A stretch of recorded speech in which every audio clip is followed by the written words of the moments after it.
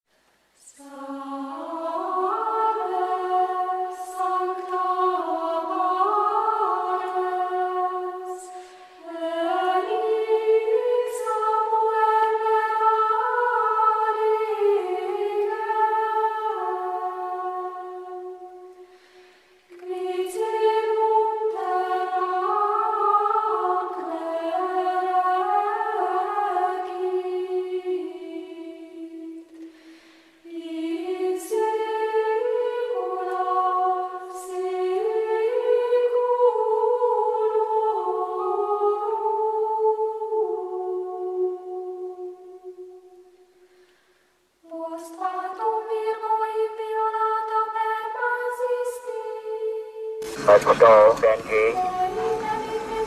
Come on, Benj. Hospital.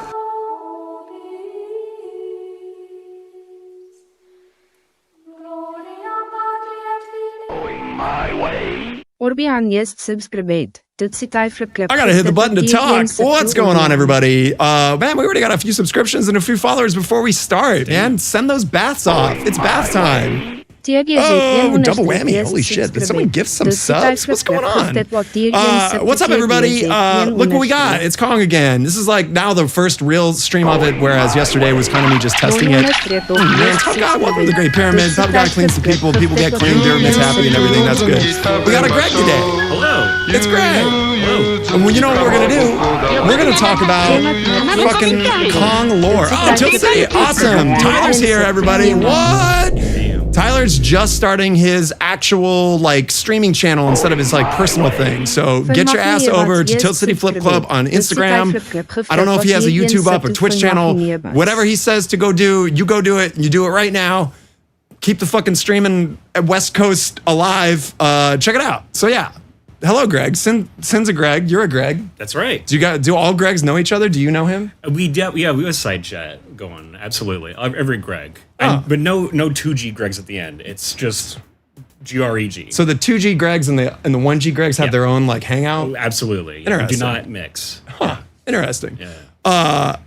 Is it like a Greg convention? What do you got? You know, I don't want to know what you do there. I can't even talk about it. All right. it's too much. All right. We dislike Gregs, exactly. There you go. I'm learning all this stuff. Where's my dirty shirt? I'm wearing kaijus. Yeah. We're representing. Look, he's got Kong. I got Kong. Yep. You can barely see it. I got Mothra getting scared by a... Here, we'll go big on it, man. Look at that. I got Mothra being scared by a lighthouse. That's funny. Get it? Ha, ha, ha. Pretty good. Yeah. That's pretty good. He's got Kong being Kong. And look, Mothra is just Kong but a moth. It's the same story. They go to an island. There's a giant moth that they worship. That same sort of weird racism involved with that too with the Islanders. Yeah, why same are the story. Islanders so that's weird? It was the time, and then it remained that time until the Peter Jackson one, which is still pretty fucked up. So when did the original King Kong come out? 1933. That's an old ass movie. Yep. That's like. That's pre-audio, right? No, post audio. So audio was around for like 4 years, right? Because 1929, I think, is the first sound movie. That's wild. Yeah. Okay, so there you go. But I can start right there with the cool Kong fact. One of the earliest films to have a film score that is actually synced up to the action on screen, as opposed to playing it live. We're playing it live, or just like a lot of early audio soundtracks for movies were just music they would just layer on top of a scene to fit the mood. This is the first time where they actually composed music to fit the action on screen. Which is weird because we're kind of going 100% back to that, where people will play movies and stuff and then just play Spotify music over it. Exactly. Yeah, it's pretty kind of the same thing. But there's a great scene in Kong though where the chieftain is walking down a staircase and they have like drum beats set to his footsteps. Oh, that's cool. Bang you a taiko, man. Get you a fiddle.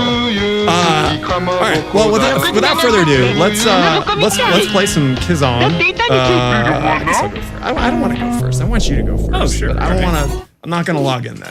Get out of here. I don't know how to do that. Hey, I figured it out. to the crew. Figured it out. All right. Wearing a romper for the first time in my life. Tyler, get you a romper. I got to say. Oh, man. Archimedes has an interesting pinball fact, too. He says 1933 was the same year the first electric pinball machine, Contact, was designed by Harry Williams. There That's you go, fascinating. man. and then the whole iteration of EMs after that, right? There you go. Kong and Pinball, they're tied together. That was back when they were brass, right? Before they switched them to titanium, because I know we were talking on Manu's stream the other day, the difference between titanium contacts using a file to clean them versus brass ones. All right. So you've played this once at League. I've played it a handful of times here and also once at League. What do you know about it, and what do you want me to tell you from my limited knowledge? I know there is the spider multi-ball, which is big. Nice save. You hit, is it the drop targets to launch the Completing banks of the Kong targets does lock your ramp. Got Correct. it. And then I know about the action button activating the diverter for the river. Correct. Which is weird though, because the diverter activates automatically on most shots, so it's only during like certain modes, or just like when you really guaranteed want to be up there, right? That you should kick it in. Logging in is hot, man. Get you a login. The other thing is obviously the Gong does modes, so that's your go-to. Okay, that I did not know. Yeah. So the spider multi-ball is kind of like you hit the red shots and then you hit the cave on the right. That's when they call the cave, they're talking about the under flipper shot. Got it. And hitting the Kong cave gives you the value of it and then increases its multiplier.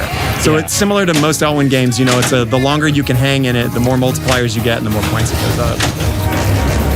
If you do have a Kong, public service announcement here, the more you know, I do recommend you go in and immediately turn down the solenoid power. The power of the solenoid coming out of the Kong cave up there is so much. God, we're already having, man, stupid AliExpress. I'm gonna have to replace this stupid capture board that I put in the game because it is flaky as hell. Sorry about that. Deal with it. Anyways, I lost my train of thought getting mad at AliExpress. Right, turn your solenoids down. So the Kong one, which is the like upper ramp thing, it comes out so fast on that I'm extremely worried that it's going to damage the playfield. And there's one other solenoid that I do recommend turning down that just doesn't need to be at max. And it's coming out of the box hot. What do they mean? Paying $30 million on ball one. What lights the diverter? I don't know. We just talked about that. Yeah, check out Real Black Seth Rogen. He's talking about, he posted an excellent description of kind of like base play, tournament strategy, you know, as a conversation. Where's my phone? I gotta log in. I don't know. None of us has played Kong. I'm the one that has it. Who here has played Kong and can answer Tyler's question? Do that, and then get you a fiddle. That's the thing too. It's like, I mean, how often do you want it to be diverted to that field? Anyway, like, what is the deal with it? You know, what's the deal with the river? Is there like a reason? I'm not used to guys making. So yes, there is a reason you want it to come down the river, and this is absolutely brilliant. Listen up. You ready? I'm not even joking. This is so subtle and it's so good. When the ball returns on the ramp to the left in lane, it does not have the speed to ski jump over. When it comes down the river, you can ski jump it every time. Whoa. Okay. So it's basically, it's a ski jump control thing. When it comes down the left side, you can actually get it to either, Jesus. Sorry, Greg, you're gone. Oh, you're back. Anyways, yeah, so when it comes down the river, you can have a choice of which flipper you want it on. You can either live hit it or post catch it on the left, or you can let it carry over on the right. Here, I'll try to give an example now. In fact, here we go. Look at that. Whoop. Done. It's that easy. Wow, I guess you actually have I'll try to give an example. In fact, here we go.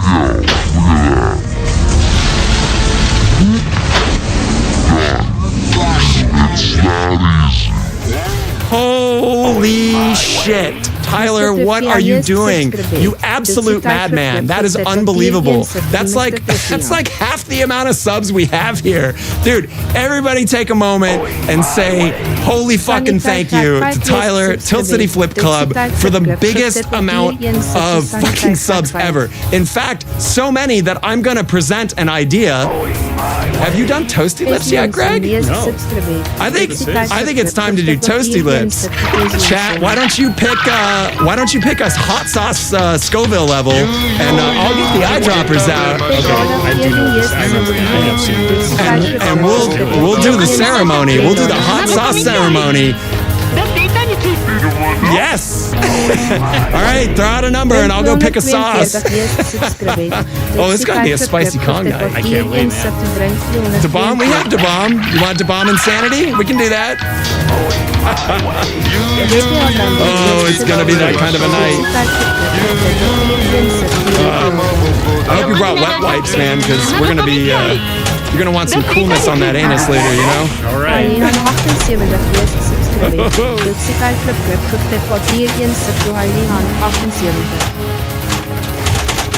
Oh shit! Oh, I could. Pretty sure no commercials tonight. Yeah, no kidding, man. Dude, that's seriously, Tyler. That is so incredibly generous. I'm gonna go get the pipettes Let's do it. and the sauce. All right. We're gonna keep the ball alive while that happens. No, there is like a anti-skill shot thing. Yeah, somebody told me when I played this once at Xcode that yes, there's an anti-skill shot, which I think is just like a skill shot where you plunge and you go into the left out lane, probably. I'll try to get that sometime tonight.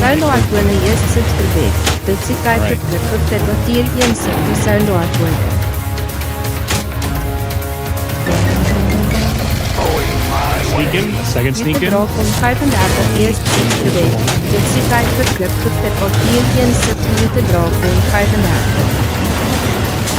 2, lock.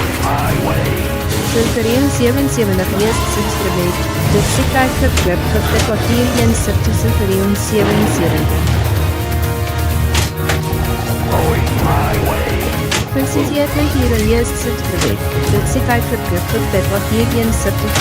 was gonna say this joke earlier when Jeff was here. He's not here, so I can say it without getting embarrassed. I'll say it for you guys now. But when he was talking about the Kong cave, I was gonna say, I thought the Kong cave was when they selected a new Kong Pope and smoke came out of the eyes. I'm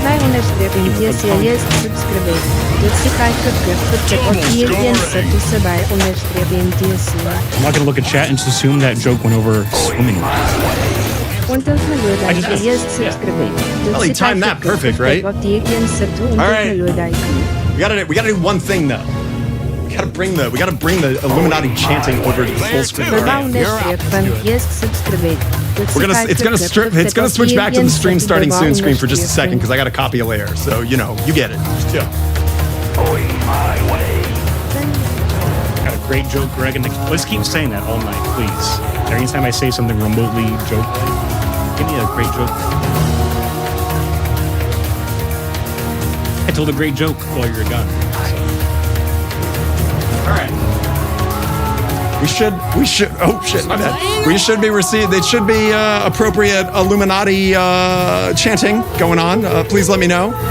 And we've got. There she is. The real deal.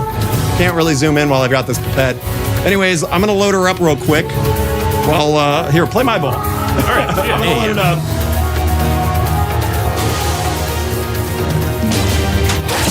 Sequence skill shot. Hey, who's your agent? Across the Chasm is one of my favorite scenes in the movies. That's gonna trouble us. Hold on. Shoot the river in. Banana combo. Baron can.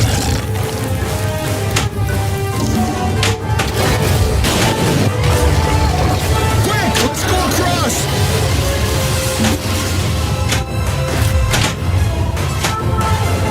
Okay, we've encountered a problem. The pipette does not suck enough out of the bottle. So I'm going to go get a different delivery method. We'll probably do like toothpicks and dip it in or something. All right. And then I'll be back again. Bye. In the meantime, boink.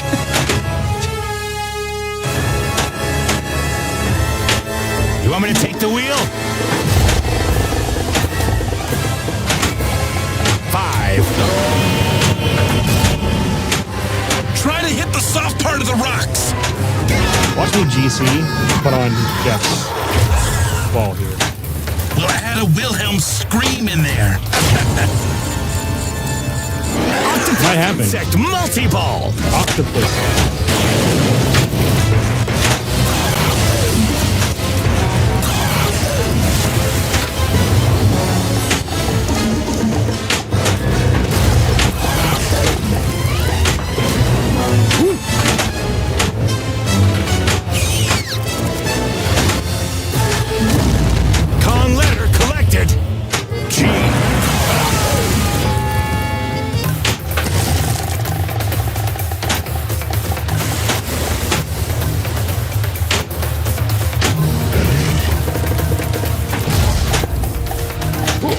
understand. I'm just having fun playing Kong.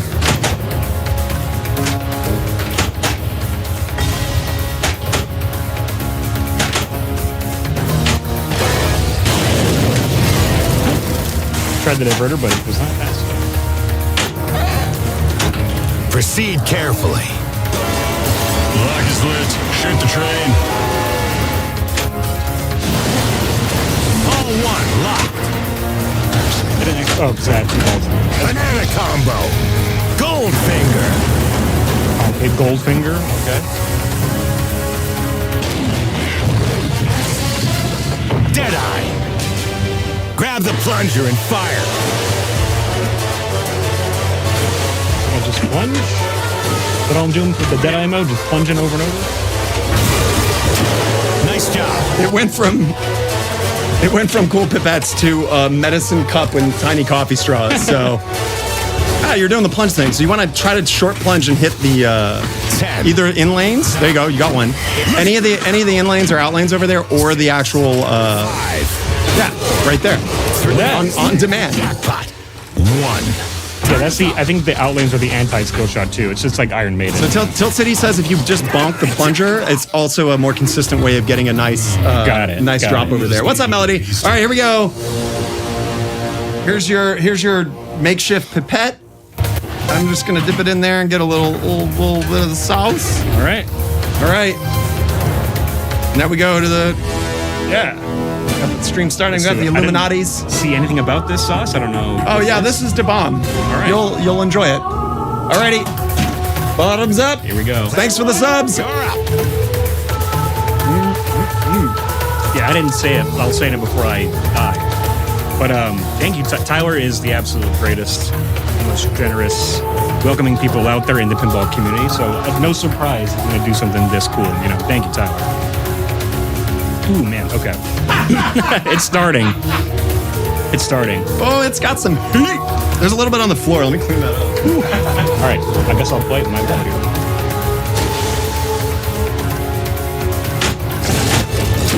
Go shot where we got our little giant spider there. Oh, the lips are toasty. Yeah. Banana combo. Pisang Raja. I think it's only appropriate too that when Sadie shows up that she has to do it too. She should have been here. She will love that. Probably should go back to the actual stream because people want to see the pinball machine, not us.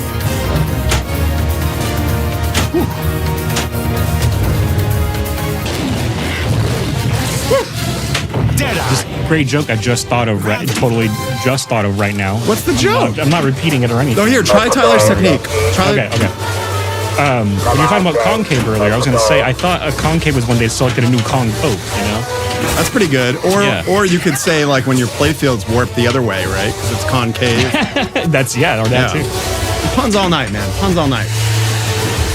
10. Let's see a great joke, Greg. I'm already seeing it. They've learned already. Right? 6. What's up, Sports Card? How's it going? Yeah, I'm sorry. I've been back and forth getting hot sauce. We're doing toasty lips. There we go. Because life. Is the chant still going? Are we chanting still? King Kong. That's right.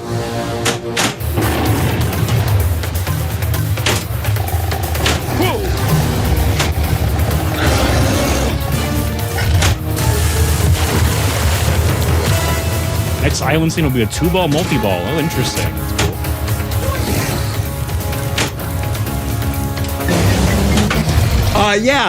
Stern has agreed to replace the playfield.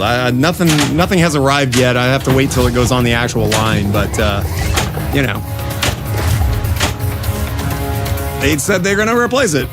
So happy ending, I guess. All right. Probably not like that, but yes. So So is there a way to determine which mode you're in on the playfield? There's not. There's no. I think on the playfield. Yeah, there's no light identifier for like what the shots are going to be for it until you start it. That's unfortunate. I do kind of like when they have. Move fast. You snuck it past him. The ball went out and around his hand. Did you see that? No, I did not see that.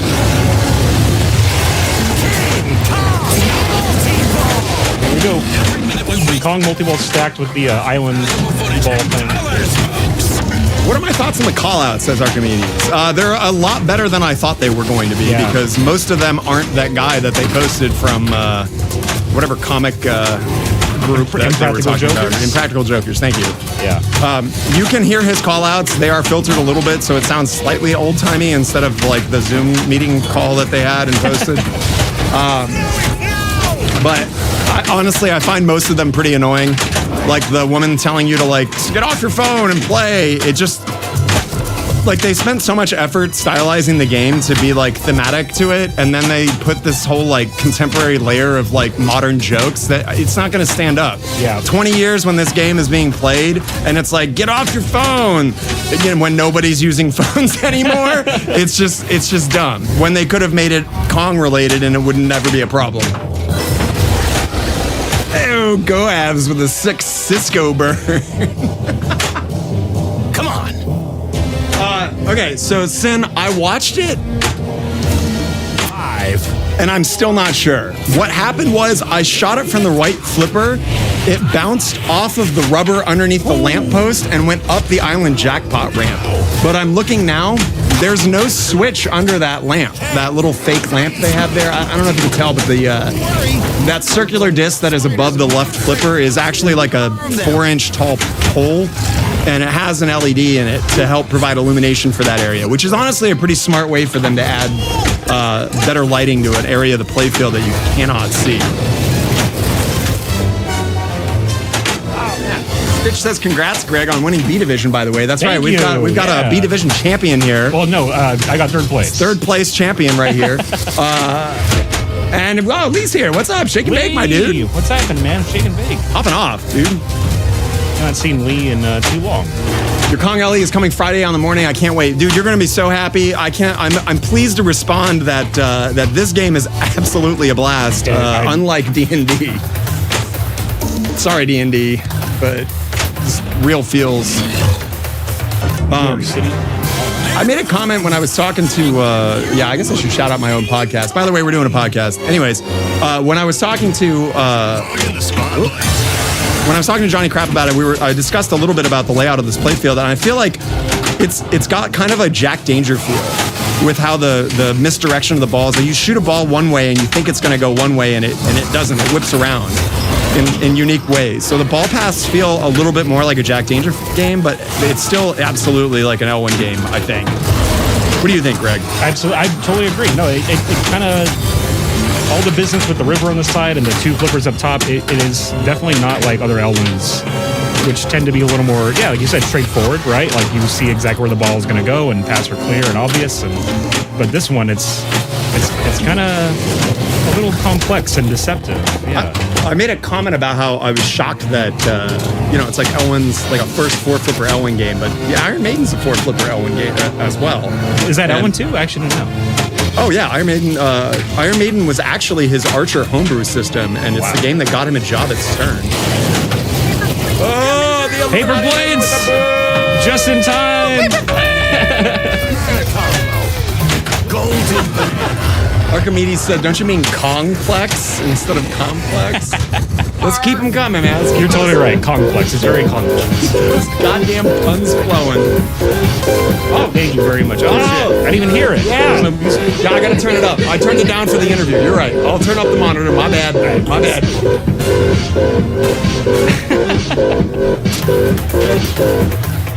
Player 2, thank you for the drinks.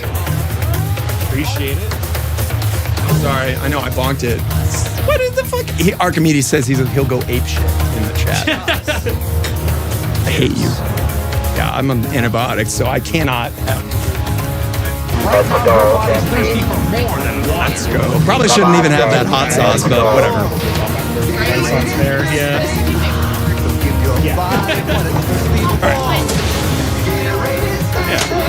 Get hydrated. Thank you, Chat. Chat made it happen, and Mariah brought him. Cheers. Divisible wants to know what you think of Kong. Just in general, King Kong, the concept of? That's a good question. Do you mean the game? Do you mean the franchise? That sucked. The character, like as a guy, King Kong?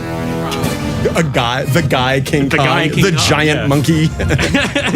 I guess he is an ape, right? He's an ape. He's who knows what he is? Enter your initials. A man beast. So he's kind of like Godzilla in that he's like a hybridization of certain monsters. Kinda, yeah. I mean, have you seen a King Kong film? Yeah. Which one?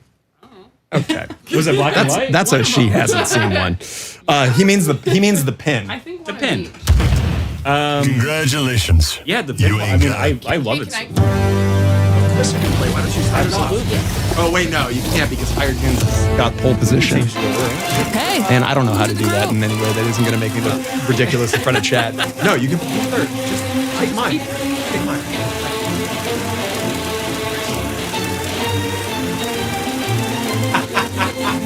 Nothing. You can take my spot if you want. The drink is great, by the way. Thank you. How do I feel about the pin? I mean, I've only played it. That was only my second game ever of it. Oh, there's auto launch.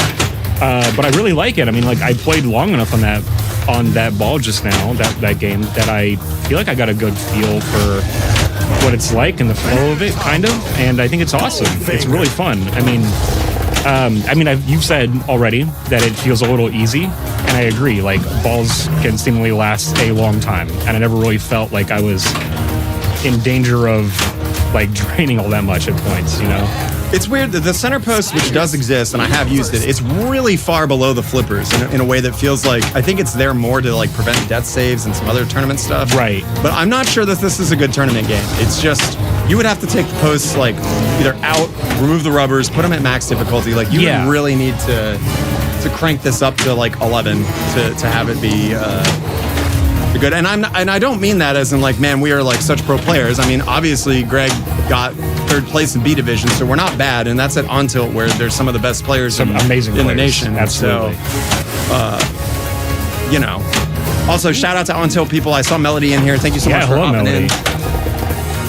You are from On Tilt and you were watching. Thanks. We love you. I feel like L1 kind of has that reputation of making these games where they can take forever, right? I've heard people talk about how Godzilla in a tournament can be a pain because Godzilla games can last forever. Well, I mean, look at On Tilt. Like, we never play Elwyn games. Yeah.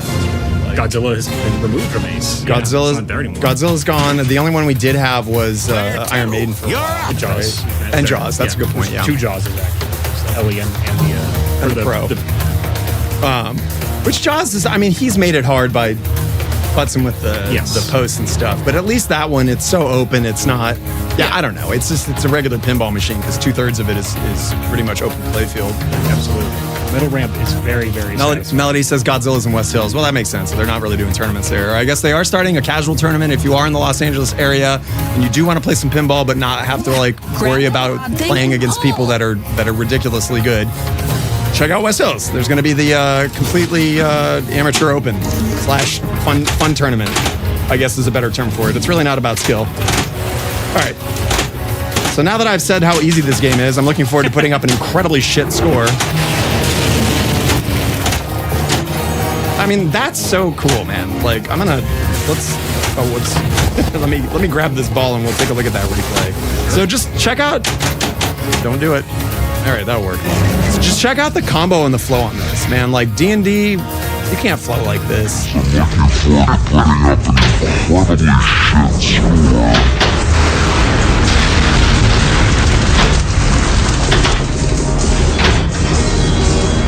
mean, that's so cool.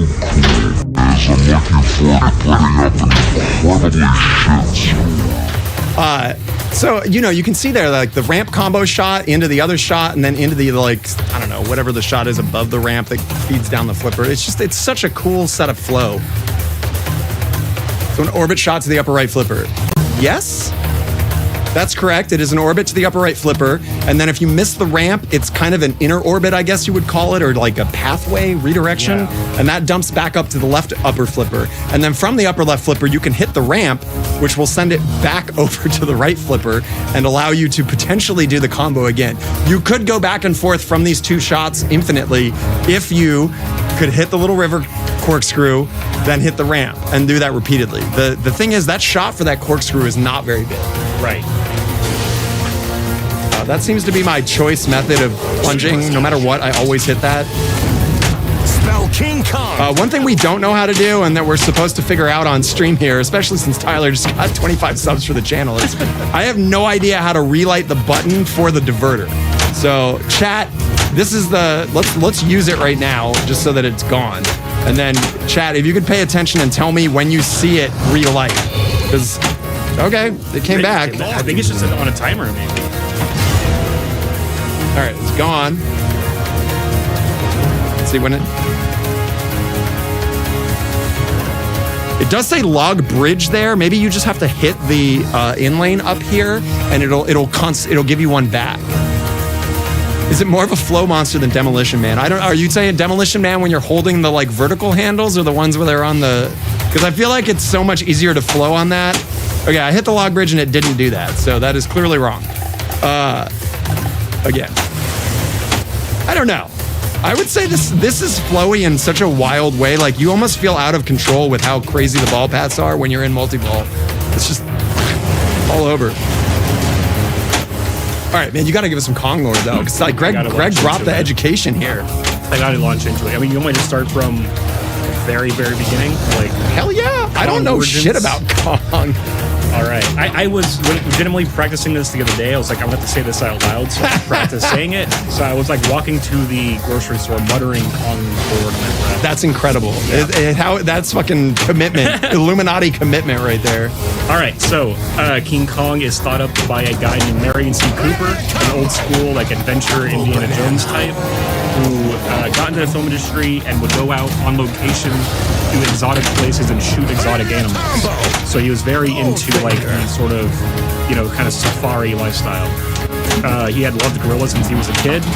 And one day he's in New York, he looks up at a tall building, sees an airplane flying over it, and imagines it shooting a giant gorilla. And that's King Kong. That's ridiculous. That's where that comes from. Yeah. He chose the name Kong because he loved hard K sounds like Komodo and Congo. Things like that. Oh, yes. You almost were third player. Yo, he almost got disqualified. Did you see that? DQ. Oh, my I almost won Lord. by default. So he really just was like, man, wouldn't it be cool if a monkey was hitting the airplane on top of a building and then Kong was born? That's pretty much it. That's it, yeah. Fire him. Also, she says I do that in my sleep. I probably do. Just recite Kong. That's hilarious. Yeah. So he thinks of him then, he starts calling his idea for this movie his, like, giant terror gorilla picture. That's his original idea. I'm not good at this game. Giant terror gorilla is his initial, like, pitch for King Kong. Like, that's how he sold it. Giant terror gorilla sounds awesome. Pretty good, right? Yeah, absolutely. That's a great name.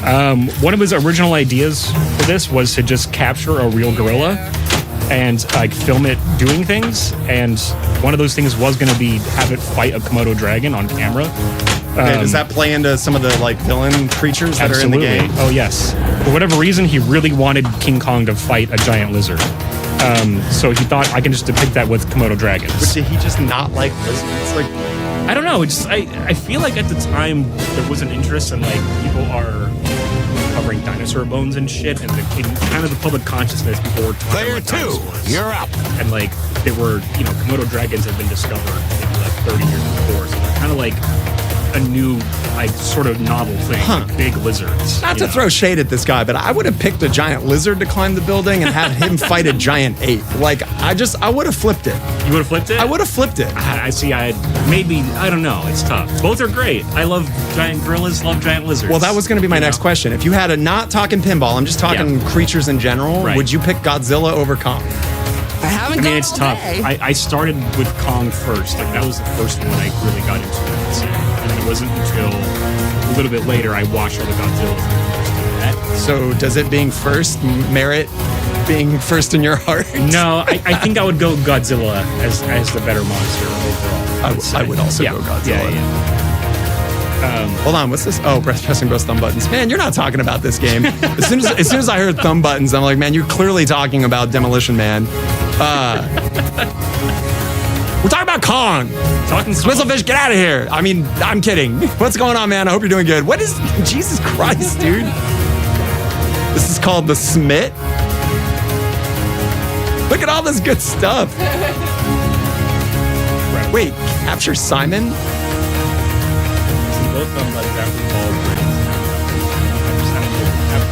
Second readiness. Wow, I didn't realize Demo Man had all this stuff. And they really wanted people to use those dumb handles. I always use them anytime I play it. Well, yeah, I mean, it's easier to move the game around. It's like kind of a no-brainer. Oh, man. Oh, yeah. That would be amazing. Kong Demo Man crossover. What do you think? Great idea? It's in trouble. I would like to see Sylvester Stallone in who's going to get her out. Right? Like, yeah, those are. Oh, you do? I did. So Mariah, here's a. Eyes is a bastard. Oh my God. I'm like, oh, she We got to distract you. Yeah, Sandra Bullock. Yeah. Here's a fun little tidbit about Mariah. So Mariah, she's talking about how she had to take photos of film clothing for auction stuff. So Mariah has the photos of herself in the bowling alley. What do you call it? Like fever dream scene of Big Lebowski. Oh my God. Yeah, the actual the Rockettes headpiece and whatever body piece. They're extremely large. It was fun. What was they were like really well produced too, right? Like they weren't like cheap costumes. No. So yeah, I was happy to be get you a bowling pin. Get a move on. Time's ticking. Get you a fiddle. Okay, so we still have absolutely no idea how to light the button, huh? 3, 2, 1. I'm kind of just flipping. Let me actually Combo. a banana combo. Awesome. We don't know how to light the button, but we know so much more about Demolition Man. Right. No, she's not boycotting Kong. She is absolutely doing the most important job right now, which is childcare, so that we can hang out in here and play pinball. So the real hero tonight is absolutely Sid. So get you a Sid, and then get you a fiddle. Everybody needs that. That's the only good part about D&D was that fiddle track. Banana combo. And the banana combo. I'm a big fan of the spider talking about the spider bouncing like that. So you're absolutely right, Greg. I thought the spider thing was going to be so stupid, and I'm worried about the legs breaking. I'm still worried about the legs breaking, but it's when the magnet fires, it's really brilliant. So God damn it, I have to wait for the slow dance to end. I can't hear myself think right now. Man, this display is having a hard time. I'm really upset about that. AliExpress, how have you failed me? I thought for sure you would be of high quality. I'm just kidding. I knew it was going to be shit. What the fuck was I talking about? Oh, right, the spider. So the spider is on a metal little flat piece, and the magnet engages to grab the ball, and it pulls the spider up and down. And since it's on basically a flat spring, it continues to bounce up and down. So you get this there's no motor required. That's just using the kinetic power of the spring to do its thing. The bounce reminds me of like the aliens in Mars Attacks. Sure. Little bounce thing. Yeah, but no solenoid involved, so there's nothing to overheat and not work later. What's up, great. Brooklyn Pin? Get the HOV LV Sport from Australia. That's the one I have. I have not installed it yet. Let me grab it and you tell me if it's the right one, because Carl sent me the link and was like, this is like the Stern replication board.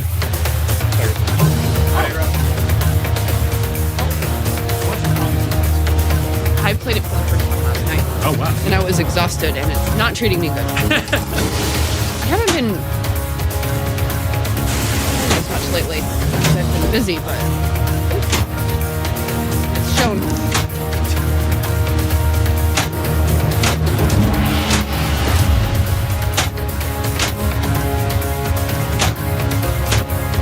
Yep. What's going on, man? HOV, right here. It says it on the board.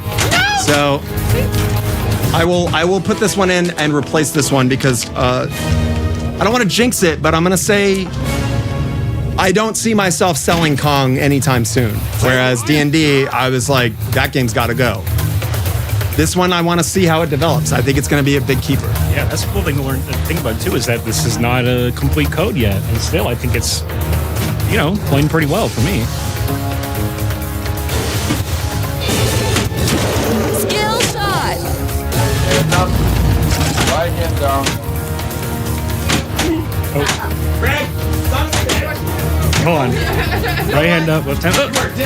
I did it. I think I did it. Forgot exactly how you do it. I gotta. Ah, the fucking shout outs aren't lined up. I forgot about the shout outs. Man, streaming is hard, dog. So, I have 2 different sessions, scenes set up for the 2 DMD types, because this one is direct out instead of, filmed. So now it's all goofy. Yeah, absolutely. Here we go. You want to show them?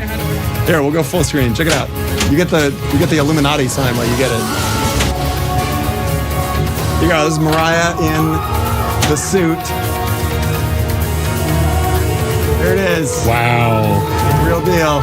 Oh, that's so cool. So, get you a bowling pin.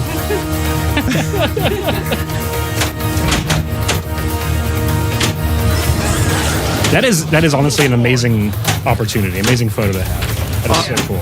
I am still concerned about it. Here's why I'm less concerned about it, Divisible, and I don't think that it's going to be a problem anymore.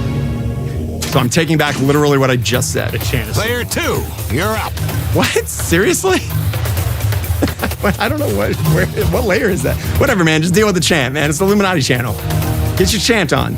Anyways, so since the spider is on a really thin, flat spring, it's not stronger than the ball. So even if the leg comes down wrong and hits the ball, it's just the spring will just lift up. It's such a thin piece of metal. How many times? Did you just say how many times did it make your ball go down the chute? Was that the pinball language you just used? Are you talking about the left out lane? I don't know what the fuck you're talking about. That's definitely it. Down the chute? Was that the pinball language you just used? Are you talking about the left out lane? I just want to clarify that Mariah, who has been in pinball leagues and has played pinball for years, just said, what happened? What do you call it when the ball go down the chute? No, I didn't say that. Yes, you did. I said how many times the Like spider you've done makes 1,000 times before. The spider has not ruined me yet. I have a clip from. Okay, well, that was the question. I have a clip from yesterday where Mariah played it threw it directly into the out lane. So she's got bad Magnus spider luck. Just really bad vibes. Yeah, right? Drain. All right, so that's the concave. But when it's lit, I hit it, and I don't know what happens. Leave her alone. 0 at. You're probably right.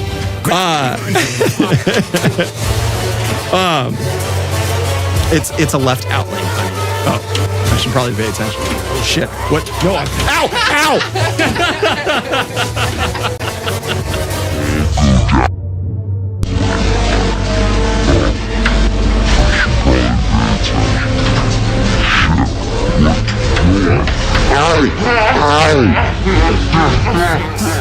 Five, four, Not happy.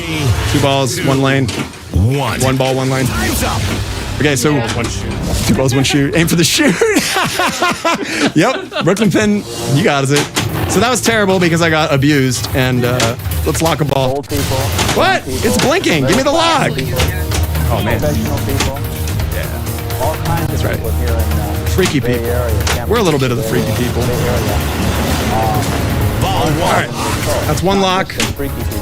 That's 2 locks. Should we do a multi-ball? Ball 2. That HOV, I'm never buying those AliExpress things again, and absolutely going back to, well, assuming the HOV one works better. Brooklyn, how good is the Brooklyn or the HOV one?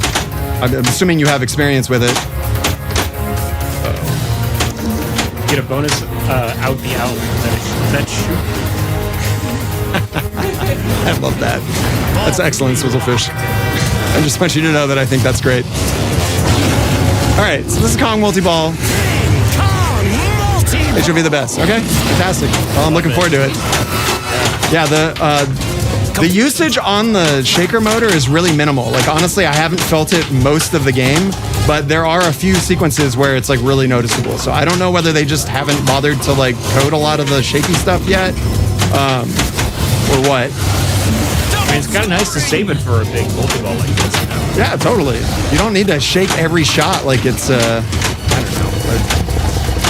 I can't think of a good joke. Someone think of a good joke for me. Okay, we got 2 more green shots that I need to hit. We got to hit the concave. Just kidding. We're done. That was fun. So I believe that the biplane, I love that he didn't put a gate on the shooter level. It's so funny. Great. So the way the biplane stuff works is you hit it once, I think, and then you can hit as many switches as you want, and it starts to build its value up, and then when you hit it again, it gives you the value. I think that's mostly correct, not 100% correct. So let's see if we can get a thing. If you hit enough of them, you get a biplane something or other. Shit. God, man, the flow on it, it's so good. It's so good. It is very fast. This is a crazy game.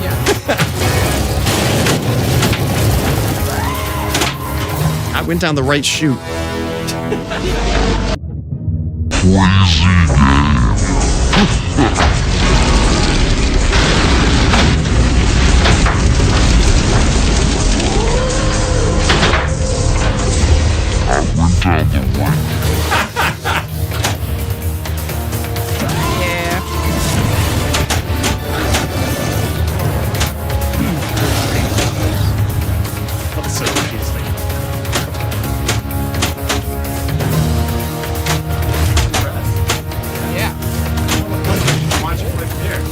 Exactly. Supposed to hearing me scream about Doom. How is Doom? Doom constraint? Doom constraint. It's a dream come true. Doom is good. It's a little bit of a mixed experience for me. You would make great boots. They went for something totally different. There you go. It's just right there. Doom's so good, quite different. I've heard that it's like an hour tutorial to get into it, something that they've never done in a Doom That's 100%. So that was a big hurdle. That the first 3 levels, constant stopping your game tutorials, then a little tutorial scenario where you do 5 counters before you do the rest. I don't know how I feel about that. Is that an attempt to get new people into Doom at this point? I got an Addaball, by the way. Congratulations. Yeah.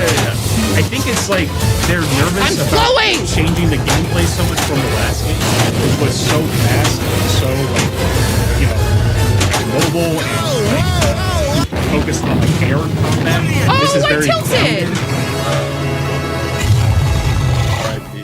High score! Enter your initials. Here, we'll go back to we'll get the chants. The chants are I'm here a now. weird crier. I do this with my hands. You don't cry like that. Why are you doing that? Now the chant's going to be going forever. Guess what? We're back to chanting again. Sorry. So I cut Greg off. You were saying that it's so different. They wanted to change the formula, but they were too afraid to do it too much. And you think that's why they did change it so much that they were worried that return players were going to be upset about it, or feel really out of place, which I do. Playing it is different. On the one hand, I get overloading tutorials, but it feels so counter to the philosophy. At least my name will be in the front page of every paper tomorrow. That Doom 2016, literally 30-second cutscene, and then gun in your hand, enemies coming at you. I mean, so Doom. Or I'm sorry, Quake 2, Quake 1, 100%. Doom. That's 1. how they all are. Yeah, they're all like that. No, the neck pain's not gone. I just am taken in and out. I hate looking like a clown the whole stream, so I gotta take it off. I think at it some adds point. character to the stream. It adds character, he says. Yeah. MJ says, "What? I'm new. What's that thing in your neck? It's a foam supporter with a little rigid thing in it to keep my neck supported because I have slip disc in my neck and it hurts a lot and my neck hurts all the time. It makes my arm tingle and life sucks." So, yeah, people keep asking me about my dumb shtick. They're like, "Why do you wear the clown collar? Like, what gag is this?" I'm like, "It's not a fucking gag, man. I'm medically broken. It's a real thing." You just wear it to court. Play the old man one. Yeah, right? We need old people. Someone's got it. What am I doing? It's you. I almost got DQ'd. But yeah, I'm gonna go back to one. I think I'll take it. I can snack time. Sure. Yeah. Snack. We need a food reward instead of Gatorade. Thank you, Ryan. Yeah, I mean, Swizzlefish has just said it perfectly. Doom 2016 still the favorite for me as well. Mentions the interactive music build. I think this game too. The music is. I'm guessing it's not Gordon because Mick Gordon because It is, yeah, no longer him. Yeah, him and Doom or Bethesda Studios had a bridge burning moment. Yes, which was unfortunate. Yeah, and the new music is good, but it weirdly feels mixed way too low in the game to the point where I don't even notice it sometimes. It's odd. In general, the sound mixing in the game is really weird, and obviously it's a video game. You can adjust the sliders, on that, but like. For a long time, I was like, is there even music playing during some of these sequences? Imagine, I don't know if they use Fmod because Bethesda likes to develop a lot of their own tools for it. Funny Mick Gordon story. I did a Doctor Who Doom mashup because one of the Doom tracks from Doom 2016 has like the exact same like patterning as the Doctor Who theme. And I posted it for him and I was like, hey dude, what do you think? And he was like, yeah, this is great. I mean, would you call it Doctor Whom? That you had to have, right? Wow. No, I forget what I called it. I'll have to go look. It's up on the internet. I can go find it. You want to hear it? Okay, I'll download it and throw it in. I'll throw it in. We'll do it. Yeah, no, but he said his wife listened to it and also said that it exactly sounded like the Doctor Who thing. That's awesome. All right, here, you play my ball and I'll go find it because that's good. That's too good. We got to do it. I can just talk about miscellaneous Kong stuff while we're going. Do it. The original Kong, like I said, Marion C. Cooper has the idea. He's one of the co-directors alongside a guy named Ernest Schoedstack. But Cooper is kind of like the head honcho. Kong is his baby. But he enlists stop-motion animator Willis O'Brien, who is already making like stop-motion like dinosaur and like monster movies for many years at that point, well through the silent era of film. So he gets enlisted to do the stop-motion effects for Kong. He falls in love with the idea of Kong. He's the one that makes him stand upright on two legs instead of walk like a gorilla, and kind of adds the more human features to him to make him more empathetic. So he has a big hand in the film and how it, like the final product of it. Obviously, the movie comes out and is a smash success. Within 1 calendar year, they produce and release an entire sequel called Son of Kong. So King Kong came out like, I forget exactly when, but earlier in 1933, and then by December 1933, it already had a sequel in theaters. And it's like, okay, it's like a pretty whatever sequel. But you do get a mini Kong who's pretty cute. So there you go. By the way, I called it Dr. Doom. That's pretty good. Still pretty good. Still, yeah. Partway there. It's no Doctor Whom, but you guys know what to do. Throw up a good joke, Greg, in the chat. King Kong Bundy. Wait a minute. King Kong Bundy? Is this like... Oh.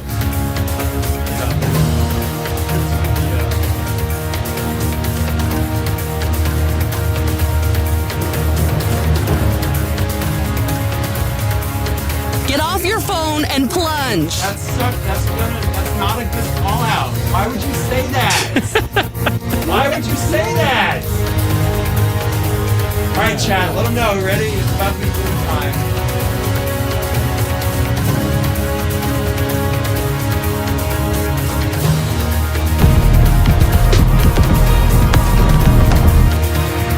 Okay. Let's see. Hello? And then hot Okay. tamale conversational parts. Oh my god. Here it is. Here it is. Spicy. I know. That's why I was like, oh, This is my Doctor Who Doom mashup that Mick Gordon commented on. Oh, wait, I want to actually put it out so that I can hear it. Yeah, I gotta hear this. So this, I said that earlier, Doctor Whom, I said it, yeah. I have to put out the monitors.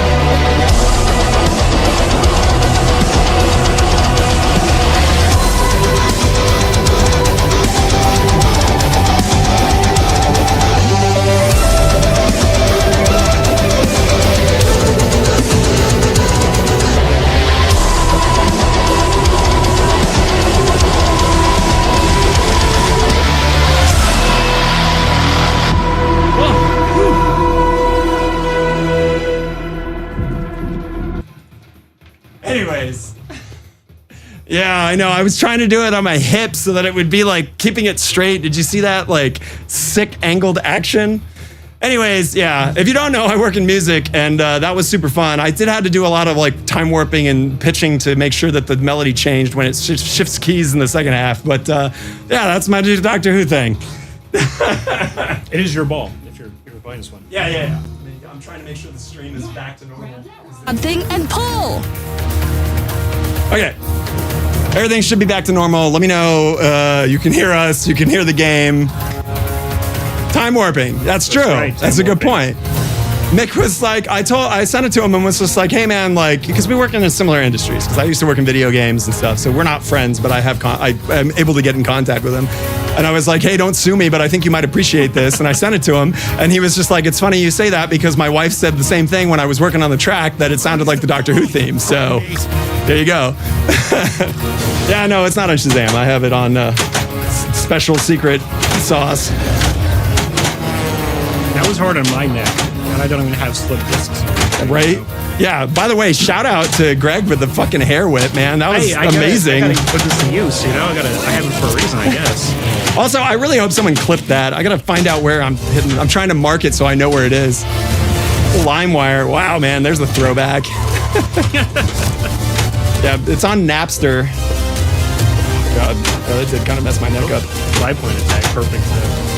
You to sip more. Heck yeah, get that sippy on. Get your sippy on. Unfortunately, Greg had to listen to it through my computer monitor speakers instead of my big boy speakers. So, Greg, remind me to play it through my monitors. Oh, absolutely, I will. Before we leave, because the experience is about maximum audio quality. Oh yeah. Double score. Everybody keeps telling me to do more music stuff on here, so I might. I'm gonna write a theme and stuff for the channel when I get around to getting some like intro graphics done. So yeah, get you an Illuminati theme song. Move fast. Keep your distance and hit I do. So here's something that I think is going to happen. I think that these drop targets are probably going to break at some point because you're hitting them exactly in the side if you miss any of the left orbit shots. So, you know, Reddit will love it.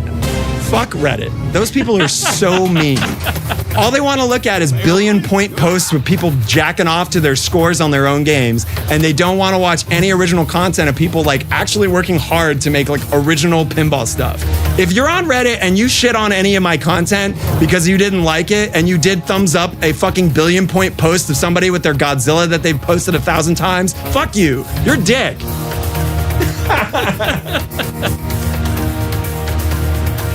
Go shit on it. Yeah, hell yeah. Get them. Get their ass. Oh, that was so close to the Secret skill shot. anti-skill shot. Spell King Kong to battle T-Rex. Woo.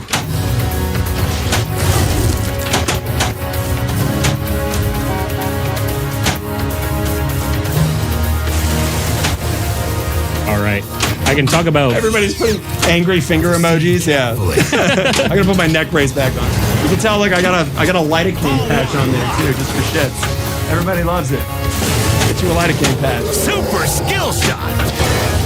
All right, so plunging into the river is a secret. Swizzlefish asks, is backhanding those drops from the bottom left work? That's an excellent question. Let's find out.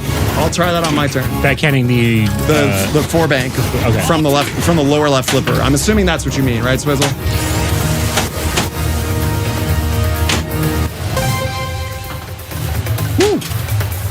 I can talk about the shit that is the most exciting to me about the King Kong stuff, but it's also the most complicated. Oh my god! No, please do, because this has been so derailed by Doom and other things, and the whole point is I want to learn about Kong. Okay, so I got multi-ball lit here too. The most like insane shit about Kong is the rights to Kong. And all of this stuff started almost immediately after the movie came out. So is this Universal that owns it, or it's complicated. Oh my god! The ball got stuck on his fist, but there it goes. All right, so the movie was released by RKO Pictures, but it was conceived of completely by Marion C. Cooper. But also, like I said, that guy, Willis O'Brien, the special effects director, the animator, also really invested himself in King Kong. And so all these people had an interest in like controlling the rights to Kong. Pretty shortly after the original sequel, Son of Kong, Marion C. Cooper wanted to make Tarzan versus Kong. What? Tarzan doesn't stand a chance. That's the dumbest shit I've ever heard. Are you kidding me? Wow, hold on. Wild Dog, thank you so much. I know this is our new setup, and it's totally out of alignment. I'm going to have to fix that. Anyways, thanks so much for the raid, my guys. I hope you had a good stream. Yeah, it was fun. I was catching it earlier. Welcome. You're been forcibly dropped into our channel. Hang out. We're talking Kong, and we're learning as much as we can about Kong history because we got a lore master here. It's Greg, everybody. So, okay, yes, they tried to make. He was trying to make Tarzan versus Kong, but he learned that RKO kind of had the rights to Kong, and they wouldn't really allow it. And they were already merchandising Kong and things like that, so he kind of didn't really have a leg to stand on right away, even though he had thought of Kong, directed the movie, all that shit. I'll take a break for the ads, I guess, right? No. It's 2 minutes warning. Oh, I was just reading up on chat. No, Gotcha. Please keep going. I'll let you know. So, the rights immediately are fucked up, and no Kong stuff is made until the 60s when there is a Kong cartoon on, like, so it took 30 years to make a 30 new years Kong to thing? do anything else with it. Jesus. In that meantime, though, Kong is internationally very popular, particularly in Japan. Wait, so was it a smash hit when it came out? Absolutely. Oh yeah, it was a big deal. That's why they made that sequel so quickly. Is because this is still the early days of sequels are not a common thing at all. For sure. And so they're like, well, Kong is really, popular, but this is before the days of franchises really. So they make a sequel that's a quarter of the budget and put it out as fast as they can to capitalize on Kong while it's still popular. So really, Kong is kind of responsible for the original bastardization of IPs in terms of making money. A little bit. Yeah, there had been some. I don't want a fucking salad. What is this? Hey, you don't make friends with salad. All right, I'll eat it. All right, thank you. I mean, thank you. Okay, I'll eat the. Just give me a bad look. I'm eating the salad. Don't. You're gonna get beat on stream again. Please don't hit me. Please don't hit me. Use the gas bomb. So Big Boy is making a quick comment. He says, "Isn't this the 2.0 version of the Data East prototype?" And that is kind of correct. So the playfield artwork in the center is a direct one-to-one reference of the actual original Data East King Kong that never released. It just hit prototype, I believe.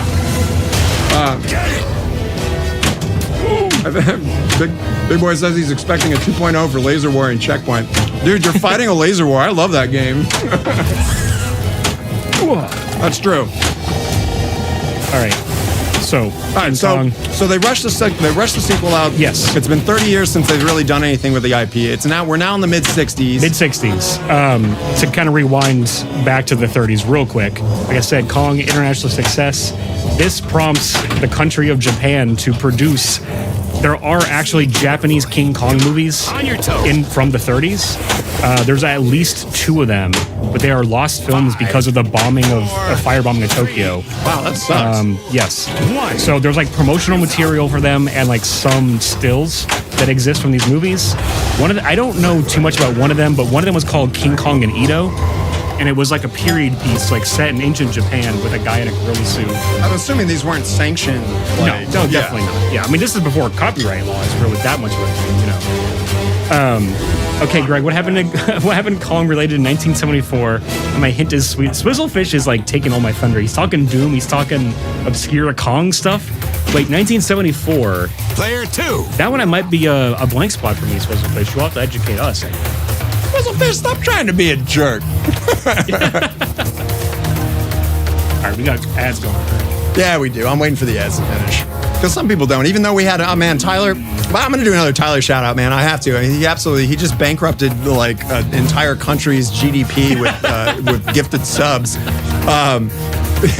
Tyler, I don't know if you're still here, Tyler, or Coffee Flipper, or any of the other people that were here earlier when the subs got dropped. But man, he bought 25 subs for the channel, which is the most generous gift sub situation that has ever happened.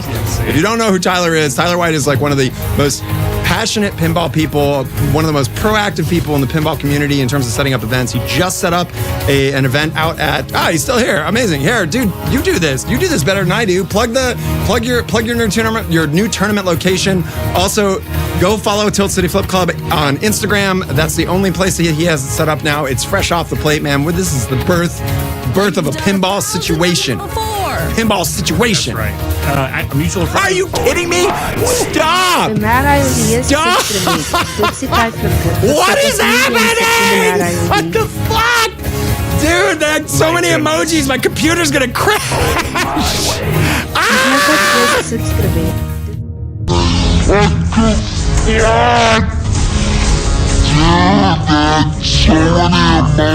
Oh my god, it's 25 bats. We're gonna run out of them. Okay, it's goldfish. You gotta go to the goldfish. Dude, that's ridiculous, bro. Oh my god, I don't even know what to say right now. He gifted more subs, I think, than we even have for the channel right now. It's doubled down, man. That's 50 fucking subs in one stream. And all I did was play with my Doom Doctor Who mashup. Oh, that's nice. Tyler says he'll ball for you any day. Oh, dude, you're the best. I said it when he was on, but he taught me what backhanding was. Oh, that's awesome. Like, he took time out of a league night where he was like, hey, there's a thing called backhanding. Here's how you do it. So I owe Tyler quite a bit, yeah. That's cool. No Gregs, absolutely no Gregs. If you're a Greg, just get the fuck out of here. You heard him. You heard him. If you got an extra G in your name, you had a choice. You could go legally change your name, but you chose to keep 2 G's. Out. Get out. Also, if your name's Jeff and it's spelled with a GEO, you're out too. I don't care. You get it. I'm sorry. It's just no. I'm just kidding. Those names are fine, except for Greg's. You have to go. You gotta go. If you're in tournament and oh my god, Johnny Button, what is happening? Oh my god, dude, Johnny Button, thank you so much. You and your wife have been an awesome addition to the fucking Illuminati. It's just honestly all the energy that everybody that brings here is so fucking awesome. We hang out, we talk, we learn. Man, that's why we're learning about Kong right now. It's unbelievable. There's the wife. That's 5 and 5. Jesus Christ. That's 60 subs in 35 minutes. That's amazing, man. It's only been a few seconds since the last one. It's been 1 sex with Jeff since the last time a sub was gifted. That's amazing. It's only been a few seconds since the last one. It's been 1 sex with Jeff since the last time a sub was gifted. Oh my god. This is amazing. By the way, Tyler's going to be on the stream either this weekend if he comes down from Golden State and can survive the drive and not be too tired. Yeah, go at Golden State. I'm jealous. I talked about maybe we could carpool up one time, and I plan on hopefully, Tyler, if you're still down for that, we'll make a day trip out of, or a weekend trip out of some event that is absolutely worth driving to. Yeah, back up those pinball files. Do that. Put that on the raid. Yeah, I don't even know where to go from here, man. I'm gonna wait for all these bats to finish. I go, let me do a big old multiple introduction. Okay. The cult of pinball praises the Great Pyramid. Come ye minions, all 60 of you new subscribers. Welcome to the great cult of the pinball. All praise the Great Pyramid. But the Great Pyramid needs clean followers, and for that you get a bath. And for that, Tub Guy here and his son, oh my god, I hope it's his son, is gonna give you plenty of baths, and his hands are so tired. He is scrubbing and scrubbing. Like, he's got a whole line of Illuminati cult members that he is just absolutely polishing. Get him a whole box of magic erasers, because there ain't no fucking scrunchie that's gonna be able to handle this many baths. Actually, the magic erasers kind of fall apart. Maybe that's not good. We need like a quality sponge. I don't know. Oh, ShamWow. We need a box of ShamWows to take care of this. I feel so bad for this guy falling down the stairs. It's like he's stuck in an infinite loop of stair hell. Falling down the stairs, it's like he's stuck in an infinite loop of stair hell. Oh my god. Yeah, Tyler, I owe you a single drink. Remind me. One bevy. All right, yeah, he's right. Hit the button. You're right. Anyways, back to Kong. Everybody's here to watch Kong, and we're having a good time playing it. This game's fucking awesome. I really like it. It's good. It's very good. The more I play it, the more I like it. We got some individual followers as well dropping in. If you are an Illuminati member, you know what to do. It's bath time. And if you're new to the channel, this is the thing. When someone joins the cult of pinball by either subscribing or following, you give them a bath. It's one of the rewards. It's a fun thing to do. Everybody likes a bath. If you don't like a bath, then maybe I should come up with a shower reward. Shower guy. There's got to be a good shower guy clip. Yeah. Oh, you know what? I got the perfect one. I was going to talk about it. Tell me. When I made it to the 70s for Kong. But there's the 1976 King Kong remake with Jeff Bridges. What? Yeah, and Jessica Lange is like the woman in that The one. dude's in a Kong movie? Yeah, he's like the romantic lead. And Jessica Lange is like the damsel that Kong falls in love with. Amazing. It's way more like explicitly romantic. There's a scene where Jessica Lange is clothed mostly, but showers in a waterfall, and then Kong blow dries her with his breath. Amazing. It is one of the best things I've ever. Get you a monkey blow dryer. Yeah.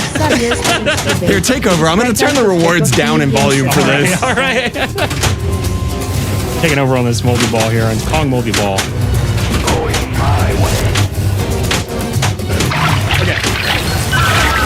We're leaving bath time at full volume, but the lady talking Twitch rewards is just, it's like brain jamming me. I can't fucking play pinball while it's happening. Oh, hey, give me my balls. You got it. Look at that. Hey, got rid of your Look at that. He got rid of my moldy ball. Look at this guy.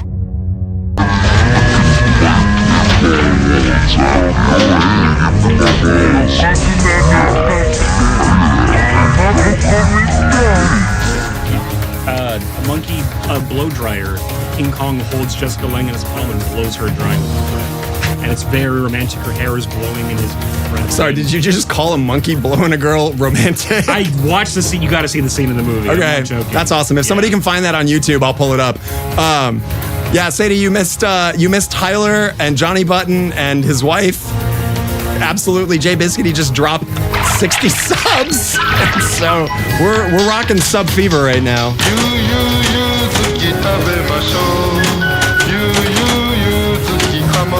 Oh my god, that sucks. It's not just Twitch too. I take this pretty serious. If you find our Instagram or the YouTube, I do a podcast. We do playfield artwork videos in slow-mo, and I don't know. There's just a bunch of photography photos of like tournaments and stuff, as well as little recaps of fun moments. Yeah. We'll definitely be putting the Dr. Doom, my Doom Mick Gordon mashup on there. God, cool. I hope so. My artwork was just featured on a clip you saved yesterday and posted to Instagram. I gotta show this. So yeah, you ready? So the last time Greg was over, he drew probably the greatest piece of artwork ever seen, which is his representation of Godzilla. Yeah. And I interviewed Johnny Crap, who's responsible for the Dune artwork on the upcoming Dune game. Yep. And he critiqued it, and he liked it. He really liked it. He liked it. And to give some kind of context, it was like a literal arts and crafts I was doing with a child. So it's very true. Yeah, I found it. Here we go. Escape the swamp. All right, escaping the swamp. Wow, everything on this island is larger than life, just like me. There it is. It has been desecrated since I drew it, though. That smear.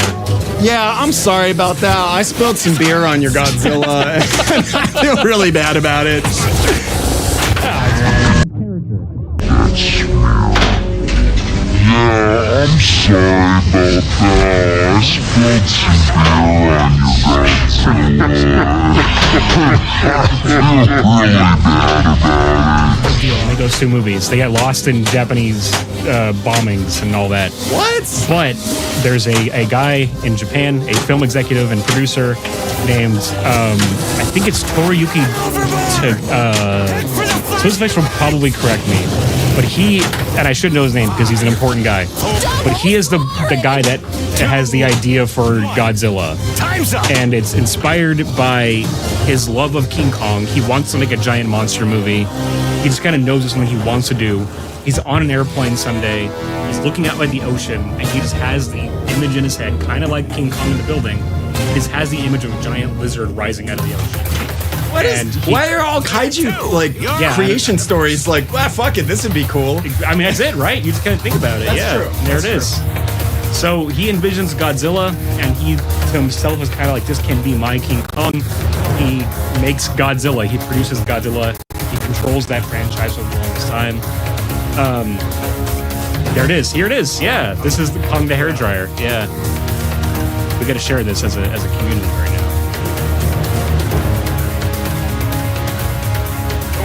Like you've done 1,000 times before. It's happening, guys. It's worth the wait. Right hand down. Right, left hand up. Right hand up. I don't know how to run my own thing. There we go. I found it.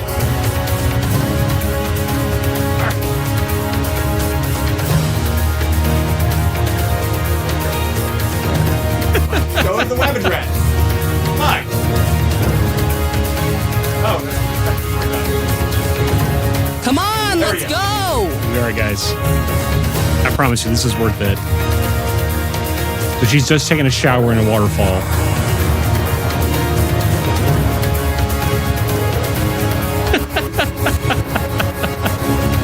Look at that look on her face. It's romantic. Yo, look at that. This is awesome. Oh my God. Oh my God, Swizzlefish, send me this as a message so I don't forget, because I have a habit of forgetting the awards. You know my thing. Look, that zoom into her. What is she doing? Look at this. She's enjoying this. Whoa. Look at that face. Oh no. Oh, I don't even know where to start on that. I had that as an emoji. I want to talk about the art of the seal. Because Donald Trump. Holy shit. I don't even know where to get started. Oh, I'm up. I need to take a second to recover from this. Yeah. Hold on a second.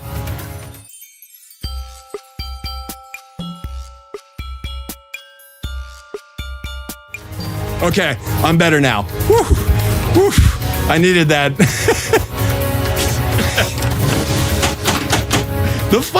The like bleach white plastic eyes. Oh yeah. The big white teeth and the big blow, the big monkey blow. It's incredible, and that's special effects master Rick Baker in that suit. Wow. He designed it and played the movie. This is not the same ilk as Jason and the Argonauts, right? The famous Nope. Harryhausen, I believe, right? No, yeah. So I mean, like that's more like a descendant of Willis O'Brien, the guy that did the original comic. Oh, weird. He like directly trained Harryhausen, I believe. Like Harryhausen was a student of his that went on to major success, and Harryhausen went on and taught a whole new crop of people, like Phil Tippett and those guys. Yeah, get in there. Hold on, I forgot. Swizzlefish, let's find out if we can backhand these. Let's see if we can backhand these targets. Yeah, let's see it. I mean, I bet it's super positive. Absolutely. Hey, what's up, man? Hooten? Welcome to the Cult of Pinball. I'm going to actually do the whole thing because people actually get to hear it now. Welcome to the Cult of Pinball. The Great Pyramid only likes clean followers, so you get a bath from Tub Guy. Tub Guy's going to scrub you clean. He's going to take that loofah and just polish those hard-to-reach places because, man, oh, man, when you play pinball, you got to be clean. Praise the God. Praise Pyramid God. Yeah, so welcome. Okay, let's see if we can backhand this. Yes, the answer is you can absolutely backhand it. Oh man, it's multi-bath time. That means the stream's delayed for some people. Oh man, look at those combos, man. It's so cool. I sing this to myself all the time. Or like approximately. If you are new to the channel, this is going to be stuck in your head. I'm sorry. It just happens. All right, let's save Ann. Do it. Yeah, don't forget to dry off. It's true. You don't want to get an infection. How hard can it be to take on a 30? Oh wow, if you hit that slow enough, you can get into the Kong ramp. Okay, so this is a good example of you want to have the diverter up. So, because it came back down, but the shot I need is that ramp. Right. So I'm going to put the diverter up and hit this shot. And then it's going to come down here. And we're going to... You jerks.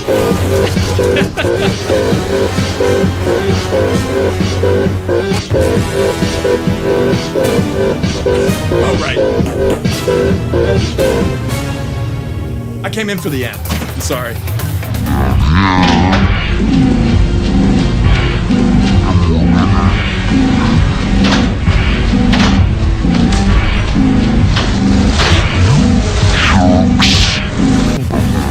Okay. Where did the full plunge go? I missed it. Sorry, we were doing dumb replay time. To that upper left flipper there. So there is a skill shot if you plunge to the left, like down there. If you Right, plunge to the that, river. that's a skill shot. If you plunge the spider, that's one. I don't know what the MCX one is though. If you don't know the MCX skill shot, there's a special skill shot on most new modern Sterns in honor of MCX. I actually don't know his name, but it is a person, and Elwin puts like an ultra hard skill shot in for it. In D&D, it's if you shoot it up the secret like double scoring MXV. Thank you. It's if you shoot it up the double scoring lane, that gives you the MXV on that one. Kong's gonna move his hand there. Yeah, so I've noticed Kong does get broken like this sometimes currently with the code, and when it does a ball search, he moves. Oh. So, which sucks because now you don't get that ball lock. Yeah, and get it. Yeah. Right. Well, So, you know, honestly, like all this shit about the influencers, so the pinfluencers saying that the code's in a good place is pretty true. It hasn't crashed. Pretty much the weirdest thing that's happened is Kong blocked the ball and doesn't do his thing correctly.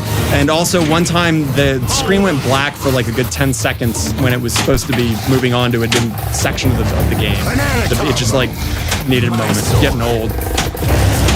Banana combo. Golden banana. all right, I gotta get into all the super fun Japanese Kong shit. Right. So he's very popular. What year are we in right now? This is 1955 when Godzilla comes out. So that comes out. In the years between Kong coming out and King Kong versus Godzilla, which is the next Kong movie, there were a few attempts to make another Kong film.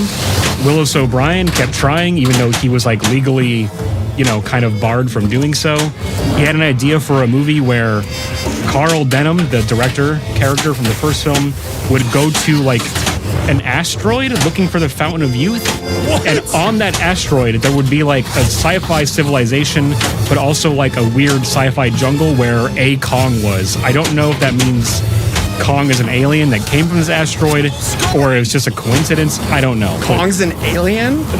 Maybe. Yo, I can't handle this shit. He was on an asteroid at some point in some version of a story that Marion C. Cooper wanted to do. Okay, so the stop motion animator Willis O'Brien, like I said, he was very invested in Kong, right? I think somehow he got access to the rights to Kong, like the right to license out Kong, right? And he really wanted to make another Kong film. And his idea was King Kong versus Frankenstein. What? Oh yeah. This is insane. Yeah, it's crazy. It gets wild. He wanted to do a film where Dr. Frankenstein would create a monster made out of different animal parts that King Kong would eventually fight, right? I think there's even concept art that exists of this because he really wanted to do this. Willis O'Brien was like, he had fallen in hard times financially. He was pretty in a bad place. So his best idea was to do Frankenstein versus Kong? Well, King Kong was a big deal, right? That's true. Frankenstein was a big deal. So he was like, let's put them together. So the monkey's not even moving now He's when the not ball moving at all, surge. yeah. I wonder if the mechanism's starting to overheat. Just as we'd say it's in a good place. Oh man, that's such a shame to be like, yeah, look, it's great. There's no issues with it. But it gives me time to get into it. So, okay, he wants to do that movie. He makes a handshake deal with the producer who tells him, I can get a King Kong movie made for you, right? So he makes a deal with this guy, gives him the right to license Kong out. This guy goes to Japan because he knows that this Godzilla producer wants to make a King Kong movie. So he goes to him and says, hey, I can give you the rights to a King Kong versus Frankenstein movie. Toriyuki Tanaka, I think is the guy's name, who produced the Godzilla franchise. He says, hell yeah, I've always wanted to do a King Kong movie. So they write a script that is King Kong versus Frankenstein. But at the last minute, he's like, you know what? It would probably be better if we did Godzilla, our monster versus the American monster. So they rewrite the script to turn it into King Kong versus Godzilla.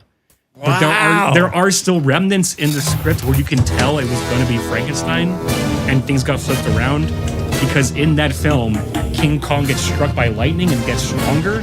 That was supposed to be a Frankenstein.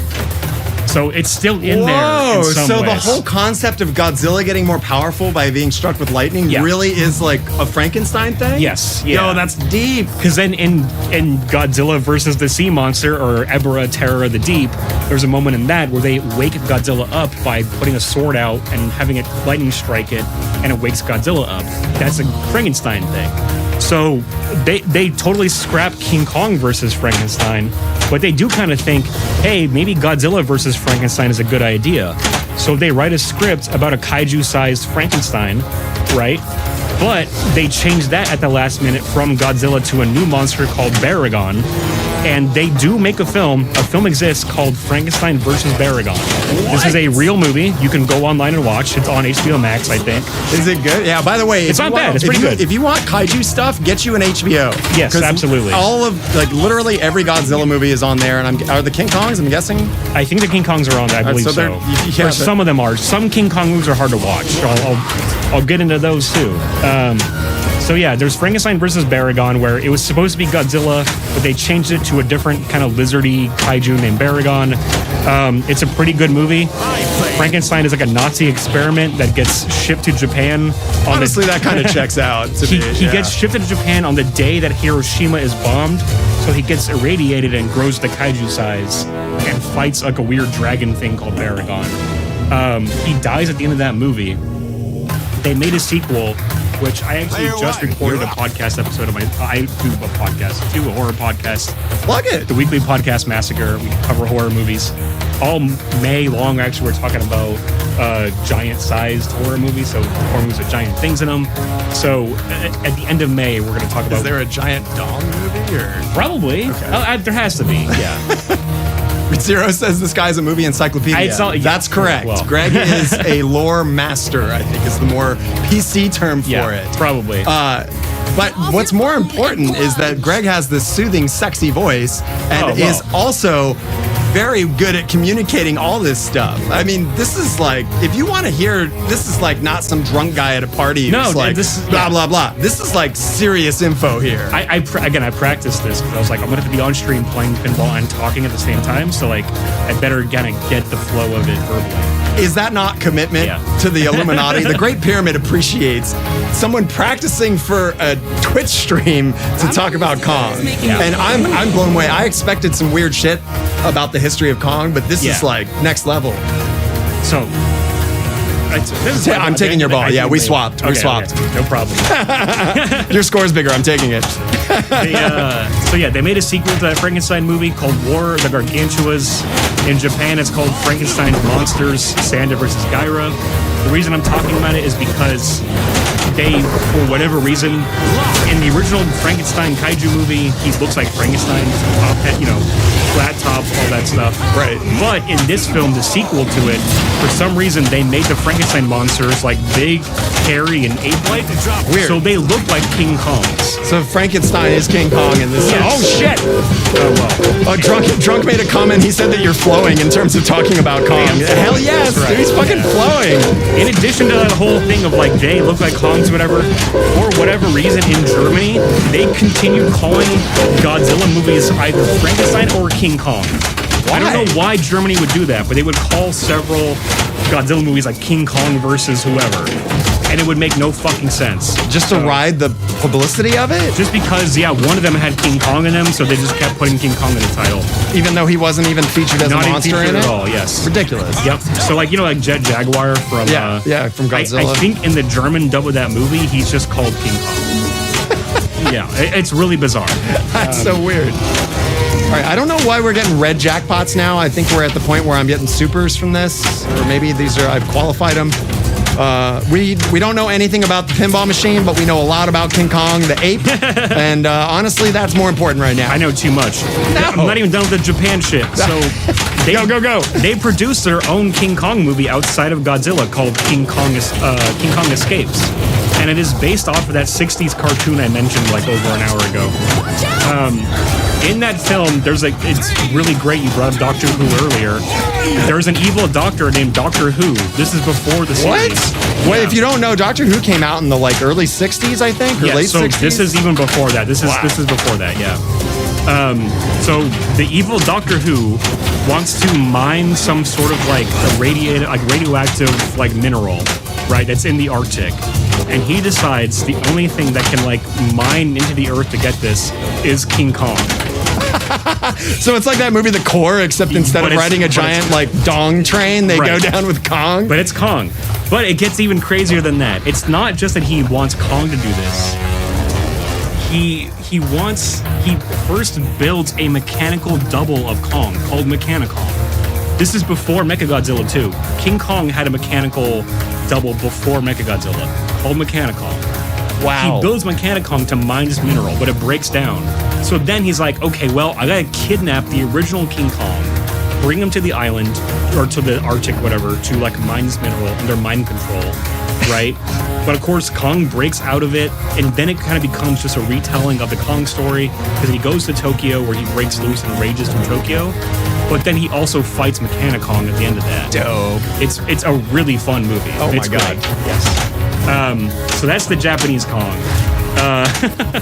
About 10 years later, they do the 70s remake. I talked about the blow dryer thing. We did watch that. If you missed that, you better go watch the stream later. Absolutely. You're missing it. It's going to be a reward on the channel. It involves a giant, terrifying monkey suit blowing a woman to dry her off. And she's taking it kind of like a softcore porn. It's Jessica Lange from American Horror Story and things like that. Yeah. Amazing. I'm sure she thinks proudly upon that film. Is there a Little Kong a la Godzuki? I mean, yeah, there was, I think he's called Kiko, the son of Kong, in the Son of Kong movie. And then there's also, I forget what the new one is named from Godzilla X Kong, but they introduced like a younger Kong in that one. Oh, really? In one of the modern films? In the most recent one, yeah. They didn't call him Diddy Kong? He looks like Diddy Kong. I mean, like, it basically... How else is he going to make a tiny monkey? Right? Exactly, yeah. Okay, so yes, the 70s remake, it's done by Italian madman Dino De Laurentiis, who was like this crazy producer in the 70s and 80s. He made things like Blue Velvet and Conan the Barbarian and all sorts of really amazing movies. He really wanted to remake King Kong, and his idea for portraying Kong at first was to build an actual 50-foot robot Kong that would just play King Kong in the movie. That's how I would do it. That makes sense. So here's the thing. He did it. And that robot is in the movie for like 2 shots. It's got less range of movement than that Kong here on the pinball machine. It looks like shit. There's just a couple shots in that movie where it cuts to a giant robot Kong who can barely move.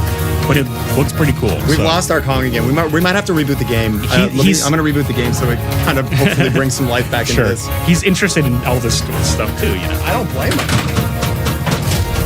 Alexa, Ghostbusters off. Yeah, that's right. I said Ghostbusters off and it turned off Kong. Plus our display got mad too. Last time the display turned off, it eventually came back. We're using these AliExpress boards because Stern no longer manufactures the proper boards. I don't know why they cut production on that. This was a long time ago. Yeah, it's about time. Why not? Alexa, Ghostbusters on. Zero says Jack Black lost his reputation a bit. I agree. This is coming from somebody too with a Tenacious D tattoo. And yeah, Jack Black kind of went on the shit list a little bit, you know? Why? The whole business with Kyle Gass making a joke about the Trump assassination, and then Jack Black seemingly like broke up Tenacious D over it. Yeah. Wow. Because it cost them their tour. Like the tour venue started calling and canceling because this. So he's joke picking was money over standing pretty up. Pretty much. Oh, that's yep. sad. Yeah, exactly. I don't know if they're fully broken up. I imagine they'll reunite at some point, but it did sour the image of Jack Black for me quite a bit. Yeah, that's pretty salty, man. Yeah. I don't like. And this was my first tattoo, the Pick of Destiny right there. So like, you know, near and dear to my heart. Yeah. It looks like rebooting the game has made Kong come back to life and brought the display back. So hopefully these are code issues that they can fix. I'm guessing that Kong's Node 10 board, if it is a Node 10 board, we all know how the Node 10 boards have been going. If you've ever owned a Rush or a D&D, you know your game has stopped working at some point. I digress. Let's continue. Let's get back into it. Hey, welcome to the All right. crew. Jesus Christ, where was I? Yes. Actually, I'm not sure what the bath commercial. Sorry, let me zero. We have, for the most part, they're all Japanese commercials, and we're hoping that at some point someone who speaks Japanese will come on the channel and tell us what the actual bath commercial says. And I hope it's really nothing bad, because I don't know. Kong. Anti-skill shot into a sneak-in. Hell yeah. Pretty good amount of points there for just a launch. There he is again. I do love it. All right, 70s remake of Kong. That comes out. It's kind of a disappointment, right? It's like an okay movie. It's fine. It's too long. There's not enough like other monsters in it. There is in it though a giant snake he fights, which I think this is a reference to in the Outline. Oh, interesting. Yeah, that's probably where that comes from. Could be a famous sumo wrestler. I am kind of curious what other like assets on the playfield are references to some of the Kong stuff. But we should probably get all the way up to modern Kong before that, I'm guessing. All right, yeah, we get into some crazy fun stuff in the 80s. Nintendo makes Donkey Kong, right? Supposedly it's a mistranslation or something. It was supposed to be Monkey Kong, but somehow became Donkey Kong. I don't know. But they get sued over the use of Kong. No, wow, Nintendo got sued? They got sued over the use Take of Kong. that, Nintendo. Some of your own medicine. But they ended up winning big in that because the rights to Kong were so fucked up between the Marion T. Cooper estate, RKO, the movie studio that released it, that went under, and then Willis O'Brien, who somehow gave away the rights to Japan legally. I don't know how exactly. What? Yes, and Universal, who owned the distribution rights for the North American release of King Kong vs. Godzilla. And they also, I think, released the De Laurentiis movie, so Universal is the one that sues Nintendo. Wow. But the court decides this is all too fucked up. Nintendo can, like, anyone can use the word Kong, but it's King Kong is the character, right? So does that explain why there's some movies that are just called Kong? 100%, yes. I mean, I think it kind of explains it.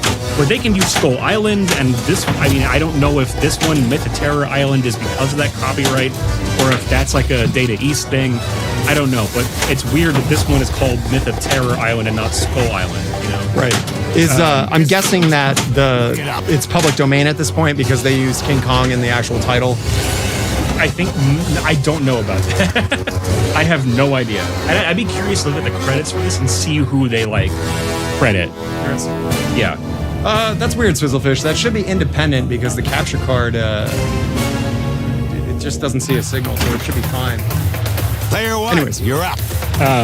So yeah, Nintendo comes in, they throw a giant wrench in all this, so the use of the name Kong is just kind of fair game, right? There's also a weird thing where the novelization of Kong came out 2 years, or not 2 years, but like 2 months before the movie did. And so, like, some of the rights are tied up in that book, too. It's really weird. I have read the novelization. It's pretty good. And this is where I got a lot of this info from because it contained a mini biography of Marion C. Cooper as a forward. So where is this guy from? He's American? He's American, yeah. He was like an American, like, film, director. But he also, like, traveled the world and shot exotic animals and went on safaris and adventures and shit like that. When did he die in the period of all of the Kong He stuff? lived, I think, maybe until the 70s, because he was really pissed about Godzilla vs. Kong being a thing. Because he had no involvement. He got no money from that. He had no creative input. He was totally shut out, even though he is the guy that thought of and invented Kong, How could anybody be mad at Godzilla versus anything? I know, right? Yeah, exactly. He's wrong. Just saying. I mean, the sad thing is about it is, like, look, I love King Kong vs. Godzilla, but, like, they totally shut out Marion C. Cooper and Willis O'Brien, who is, the special effects guy that made that deal to, like, allow them to make King Kong vs. Godzilla. They should have been involved. He also, he saw no money from it, and he was so depressed that he lost Kong that he eventually kind of died of grief, is the story. Wow. His, like, wife says that, like, he like was inconsolable after he lost Kong. He loved Kong that much. Oh, yeah. I don't think it's a money issue, Zero. I think he just really loved the creation of a cultural icon. Absolutely. And it's like, I mean, probably way more valuable. That is like an incredible thing. Like when you watch that original Kong movie, like Kong feels so much like a real character, like a real thing, but he's a stop motion puppet, you know, that they're manipulating through like, you know, and taking pictures of thousands of times over. Sure. And they put so much care into all that, and it was so like intensive that like there's still to this day we don't really know how they did some shots at all. Like it's just unknown how they pulled that shit off. That's you know? cool. We kind of see the modern equivalent with like the Planet of the Apes movies with Caesar. You know, absolutely. Like they're putting so much work into making the character have a personality that it becomes more than just a special effect at that point. Yeah, absolutely. Hey, we just talked about Ray Harryhausen, man. That's right. I mean, he was trained by Willis O'Brien, so this directly relates to him too. You know. Player 2. Yeah, that's the 80s. They also do make another Kong movie in the 80s. This is a sequel to the 70s one called King Kong Lives. So it turns out that like at the end of the 70s movie when Kong is shot full of bullets from helicopters and falls off the World Trade Center, he doesn't die. He just goes into a coma. And in the sequel, I'm forgetting her name right now, but the actress who plays Sarah Connor, from Terminator 1? Yeah. Or I guess all the Terminators? From Terminator 1 and 2 and whatever that. Oh my god, I can't remember her name either. And she's a fucking legend, man. She's great though. Yeah, she's awesome. But she plays a doctor who is watching over Kong. Linda Hamilton, that's right. Thank you, Zero. Thank you, Zero. She plays a doctor watching over Kong in a coma. And I guess all he needs to survive all that trauma is a blood transfusion. Oh, yeah, that checks out. And luckily, a hunter in Africa discovers a lady Kong that they capture. They bring her over. They give Kong his blood transfusion and and an artificial heart, and he's good to go again. And of course, he falls in love with Lady Kong. How do you make an artificial heart the size of like 30-foot ape or whatever? They just build a giant robot heart, and there's a whole like fuck yes. There's a whole Kong surgery scene in that movie. This movie's kind of hard to watch. It's like the one Kong movie that is like not really like readily available anywhere. Like cool concept, not great execution kind of thing. Pretty much. It's like a very whatever movie. It's like not awful, but it's really like it sounds way better than it actually is. You can rent it from Vidiots. This is a plug for Vidiots out here in Los Angeles. They have a copy for rental, so that's how I watch it. I just want to take a quick moment just to point out, like, dude, this game's this game sucks. I just want to take a quick moment just to point out, like, dude, this game's talented. This game sucks. This game is awesome. I really like it. Just something that you experience on other pinball machines. For the most part, your attention is focused, even in multi-ball, on single objectives. So like, you know, like on, we'll use Iron Maiden as an example, right? Like you get into a certain multi-ball, you're trying to hit specific shots and you're just focusing on like one area. You have to focus on so many different moments because there is kind of a mini playfield up here. Like the idea of a mini playfield is integrated into the playfield itself. So when you're playing multi-ball, you're like, you just have to keep managing all the stuff that's going on, and it makes it feel really exciting because it is really exciting. So this is a really well done game. Keith did a good job. I didn't even think about that, like integrating the mini playfield into the playfield. That's really cool. The end of that clip, Kong smashes the guy into the ground and smiles. Yeah, cool, holy shit. So yeah, the reason to watch King Kong Lives, which I said it's a pretty average movie, otherwise like average to bad, is that he does end up breaking out of his confinements and he goes on a rampage through the American South, and a bunch of rednecks decide they want to go Kong hunting. I'm sorry, you say Kong hunting? 100%. The government puts the word out like, hey, watch out, Kong is running around like Georgia, and a bunch of like Georgian good old boys are like, let's get our guns and go hunt Kong. So a lot of the movie is King Kong fighting rednecks. Okay, I hope he absolutely destroys these. He absolutely does. It is amazing. It is crazy. Honestly, crazy violent. Yeah. Thanks for watching. Also, shout out to the YouTube people, man. I always forget. You know, I dual stream because I want every platform to be able to enjoy what we're trying to do here. Because sometimes you just got to learn about Kong sometimes. Absolutely. You know? But cheers, man. I really appreciate it. And anybody else who's on YouTube right now and can hear me or is watching, thanks so much for hanging out with us. Yeah. So, okay, King Kong Lives. It ends with yet another mini Kong because he fucks Lady Kong off screen. Sorry, you say he fucks Lady Kong? He does. She gets pregnant, gives birth to a baby Kong that King Kong gets to see right before he dies from his injuries from fighting the military yet again. He uses his Kong dong to impregnate Lady Kong to get Tiny Kong before he dies of his injuries? Absolutely. Oh, yes. Well, how do they take Kong down? It's like tanks and shit. It's like just more military stuff, you know? Bigger tank, that's all you need. Yeah, pretty much. Okay, so that's King Kong Lives. The 90s, he's kind of dormant, except for Toho when they were doing new Godzilla movies in the 90s. They did want to bring back... They wanted to bring back Mechanicon. And there is concept art for them doing a new Mechanicon, but there's, they weren't going to include Kong himself. I'm assuming the rights were too fucked up, but they're like, well, we invented the mechanical Kong, so we can use that. But they ended up not using him. I had to hit the replay there. You're on autopilot, and he just like instinctually saves the ball as he's talking about Kong. Like, that's too good. We got to watch that.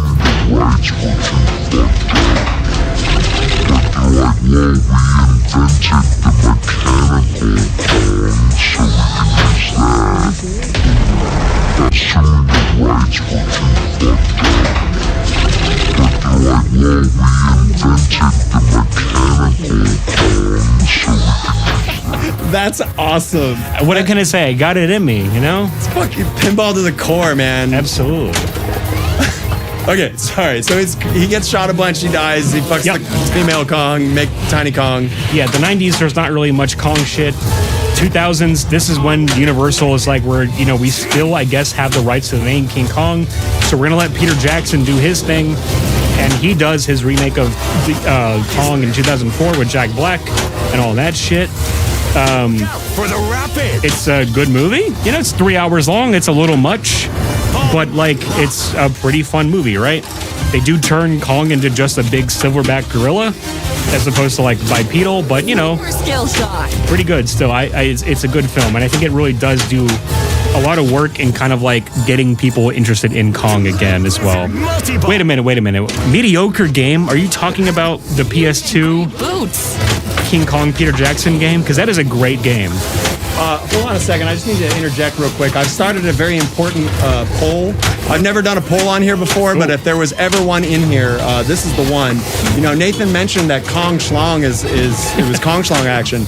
But then now I'm wondering, what is the preferred term? Is it Kong Dong or Kong Schlong? So please take a second to take the time to put your poll vote in, and we'll then properly refer to Kong's member appropriately with the proper term. Right? This is the only way to do it. I prefer Kong Dong, but I'll do Kong Schlong if that's what the people want. Well, we got to wait for the vote to come in. You can't do what you want. You have to do what the people want. It's the people's choice. Exactly. Yes. Oh, giant pyramid. Holy shit. Whoa. Ah!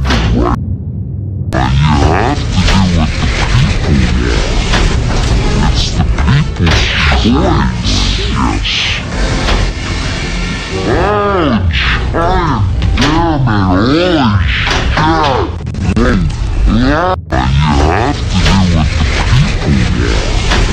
want. It's the people's choice. Yes. So, spoilers, Kong Dong is in the lead by a mile right now, but we'll see. There's still time. You never know. There's still time. Cast your vote. Believe in the dong. If you want to, stay in line. Yeah. They're in the 80s. Yes. Well, 2000s. We've already done the Peter Jackson remake. Okay. Yeah. So I think that does do a great job of revitalizing interest in Kong. That was the first Kong movie I saw, right? Was the 2004 one.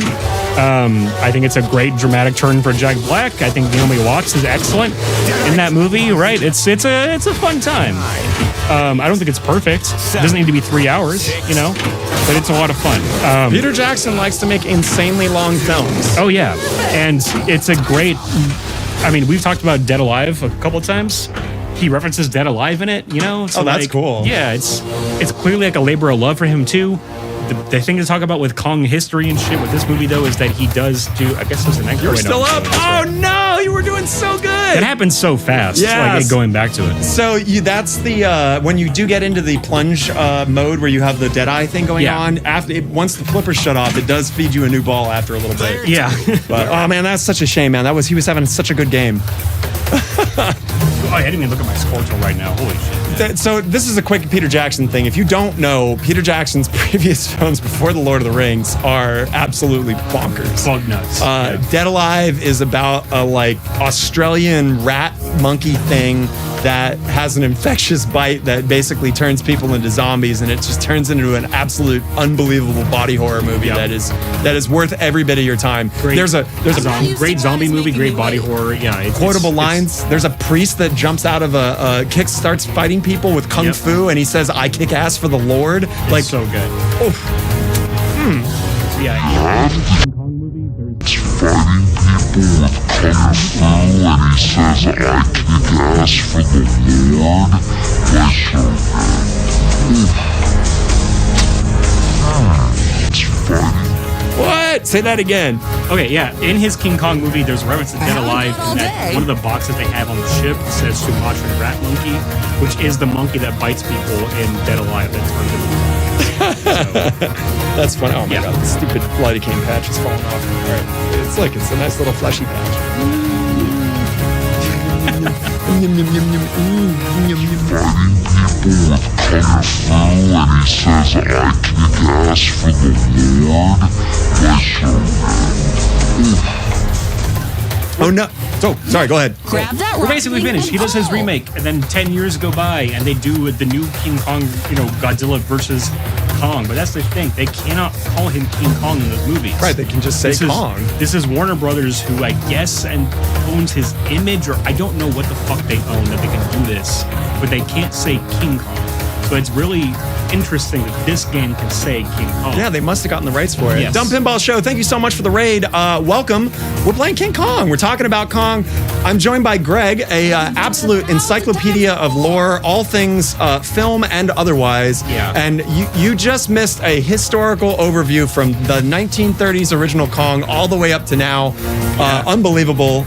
With some interesting things. Why don't we take a look at the blow dry scene again? Let's do it. Let's do that. Absolutely. Let's do that. This is Kong. King Kong 1976. Yeah. Ah, shit, I'm not pulled up anymore. Ah, yeah. You playing or what? Oh man. While he's pulling this up, I mean, I can talk about King Kong ripoffs too that were happening all the time. Here we go.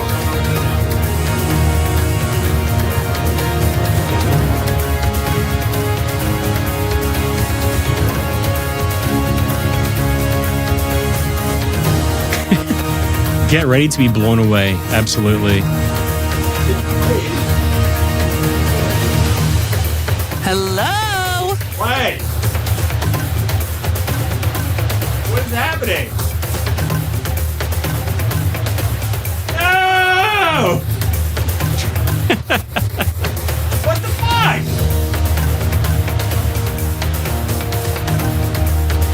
I love that one of the YouTube comments I just saw, it just says King Kong blows with his breath. It's true. All right, here we go. Try number 2. Plunge already. Here we go.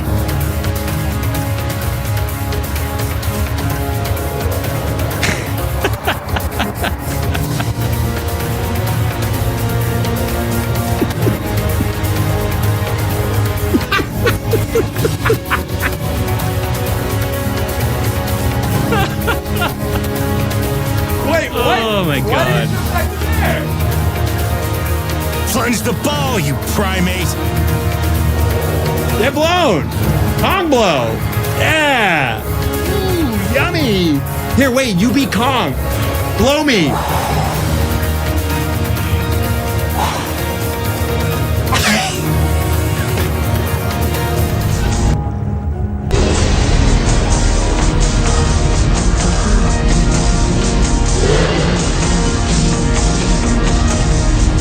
Make it so that when you pass by King Kong, he's got banana breath. They scent it like bananas. I gotta mention that too as part of Kong lore, Kong history.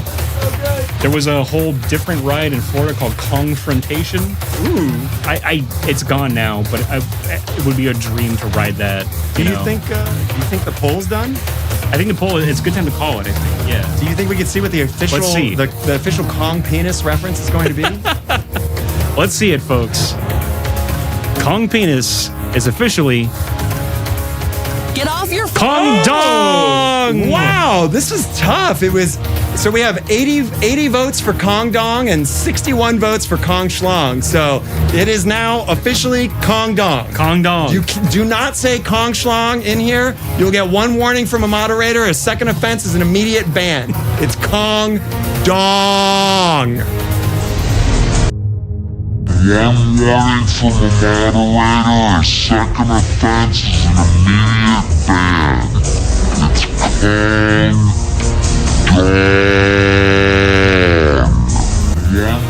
Okay, points well spent. Hi, Ms. Diggle. It's Kong Dong. Don't say the other one. I don't want you to get in trouble, okay? That was a great plunge that shot straight home. The Kong Dong. Kong Gong Dong. Kong Dong. Wait, so if Kong had a gong hanging from his dong, would it be a Kong Gong Dong or a Kong Dong Gong? I think Kong Gong Dong. Kong Gong Dong? Kong Dong Kong. Kong Dong, I think. Kong Dong Gong? Yeah, that's Kong definitely Dong it. Dong. Oh no, do I need to set up another?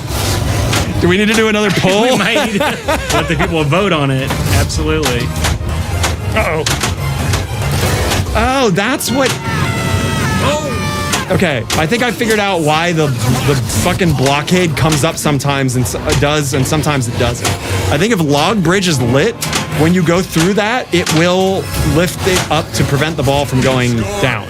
If it's not lit, then you have to manually trigger it. I think this is speculation. We're figuring out this game together. If you are hanging out with us, thanks. Yeah, this has been a blast. It's been a fun stream, man. This has been great. They're normally pretty fun, but this is extra special because we have Greg here, by the way. If you have any Kong questions, if you have any Kong commentary that you want to ask, now's the time to do it because you got the Kong lore master here. Try to test him. See if you can bust. Can you break Greg? Oh, there's definitely shit I don't know. We don't know that. What if you know everything? Then that's kind of sad, honestly. Jesus Christ. I don't have any more Kong shit to learn. That's the joy of, We gotta flow. We gotta flow. Come on, give me the shot. Tell us more about King Kung Fu. Oh, God damn it. Question here. King Kung Fu? Yeah, I am dancing. Sorry. Yeah, I got it. I'm wobbling. Yeah. Look at me wobble. I don't know where that other ball went. King Kung Fu, as far as I remember, is it not just like a Chinese ripoff of King Kong with a guy in a gorilla suit doing Kung Fu? I could be wrong about that. There is APE as an actor. Oh, suck a polar bear's rusty asshole! Damn it!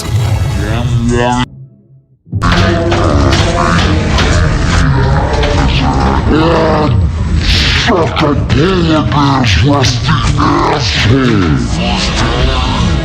Damn it! There's APE, King of Kong Island, King Kung Fu, Conga. Conga is a British one I've seen. It's pretty bad. What's Conga? Conga. So that one is, I'll do it while I play. So we gotta keep having pinball. Welcome to the crew. Yeah, I mean, that's why. Who's here to watch pinball, or do you want... Yeah, Ape was a famous director. APE, I'm sorry, was a famous director. I can't remember who now exactly, but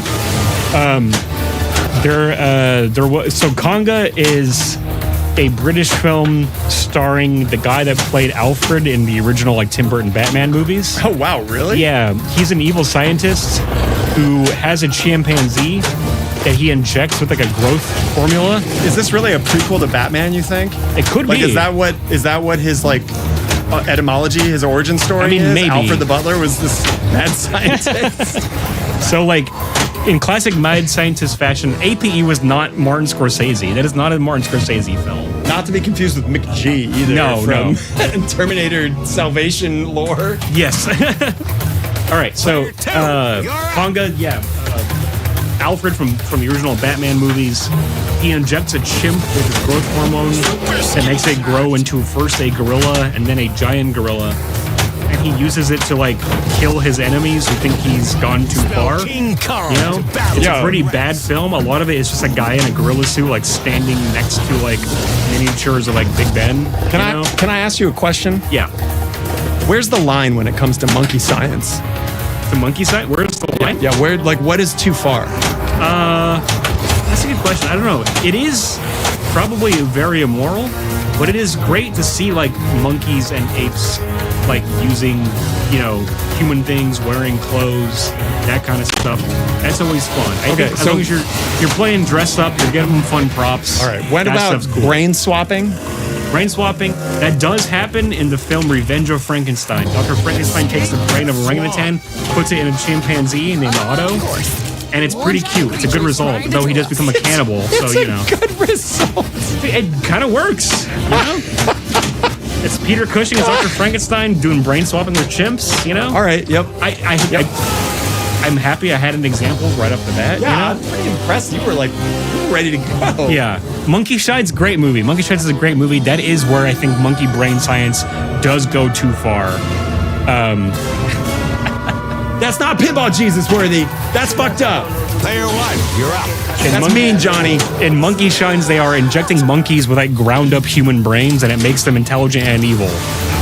Great movie though. George Romero from Night of the Living Dead and Dawn of the Dead, all that directed it. Pretty good film. My favorite Kong ripoff I got to talk about that I have seen, because look, I have not seen all of these by a country mile, but my favorite that I have seen so far is from China, from Hong Kong. It's called The Mighty Peking Man. Sorry, like peeking, like peeking peak, China, yes. or like peeking over a thing. Like Peking China. Okay. So Mighty Peking Man is about, it's just the Godzilla story, but set almost entirely within China. So these guys go on an adventure out in the wilderness. They find a giant ape creature called the Peking Man. He lives there with like a woman who is like, you know... Sorry, that means 2 minutes. They can't hear that. That's just for us.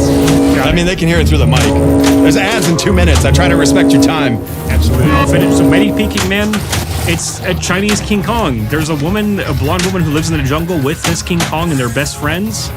And he comes to the city and goes on a rampage throughout Hong Kong, and it's fucking incredible. The miniatures and the suit were done by guys that worked on the Godzilla films, so it's a super high quality suit and miniatures. How did they get those guys to work on Chinese Kong ripoff? They offered him money. You know, I think that works. That's true. Good point. Yeah. So it's also just a really insane movie, and it's definitely not like PC when it comes to the treatment of animals on film. Try this. That sucks. They drugged up a bunch of big cats and like did things with them on camera. There's a scene where the jungle lady like picks up a cheetah from under its front legs and swings it around in like a helicopter. That doesn't sound like a special effect. Nope, they do it for real. It's fucking crazy. Special like the short bus. Yeah, if you're mean to animals, fuck you, man. Your name's Greg with 2 G's. Player one, you're up. But great movie. Definitely watch Mighty Peking Man. It's a lot of fun. If you can handle some slight animal, abuse, there's no way around it. There's no way around it. That's straight up what that is. Swizzlefish says, how about Bedtime and Bonzo featuring everyone's favorite U.S. president? Oh, yeah. I mean, Ronald Reagan did a movie with a chimpanzee called Bedtime for Bonzo. I haven't seen it. I don't know. Does he go on a King Kong rampage in that movie? That would be cool. Always good to go on a King Kong. Ball two. Animal abuse in China, Zero says? Somewhere. I'm sure there's animal abuse in America, too. There's pieces of shit all over the world. All right, there's no rubber on that. So we're kind of analyzing how the game is like... Oh, so you're lit for multi-ball? Or? I am. There we go. Oh, it cycles the targets, I think, similar to Godzilla on the second time that you start the multi-ball. But they're so close together, like, how the hell could you not hit all of them, you know? Like, I feel like you're pretty much guaranteed to hit one of them if you get it in there. Right. That's what she said. I feel like you're pretty much guaranteed to hit one of them if you get it in there. Right.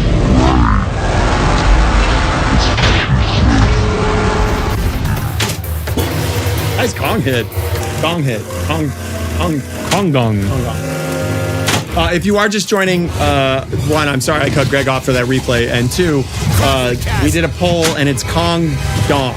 If you need to talk about King Kong's penis for any reason, you need to refer to it as Kong Dong. If you say Kong Schlong, you will be escorted out.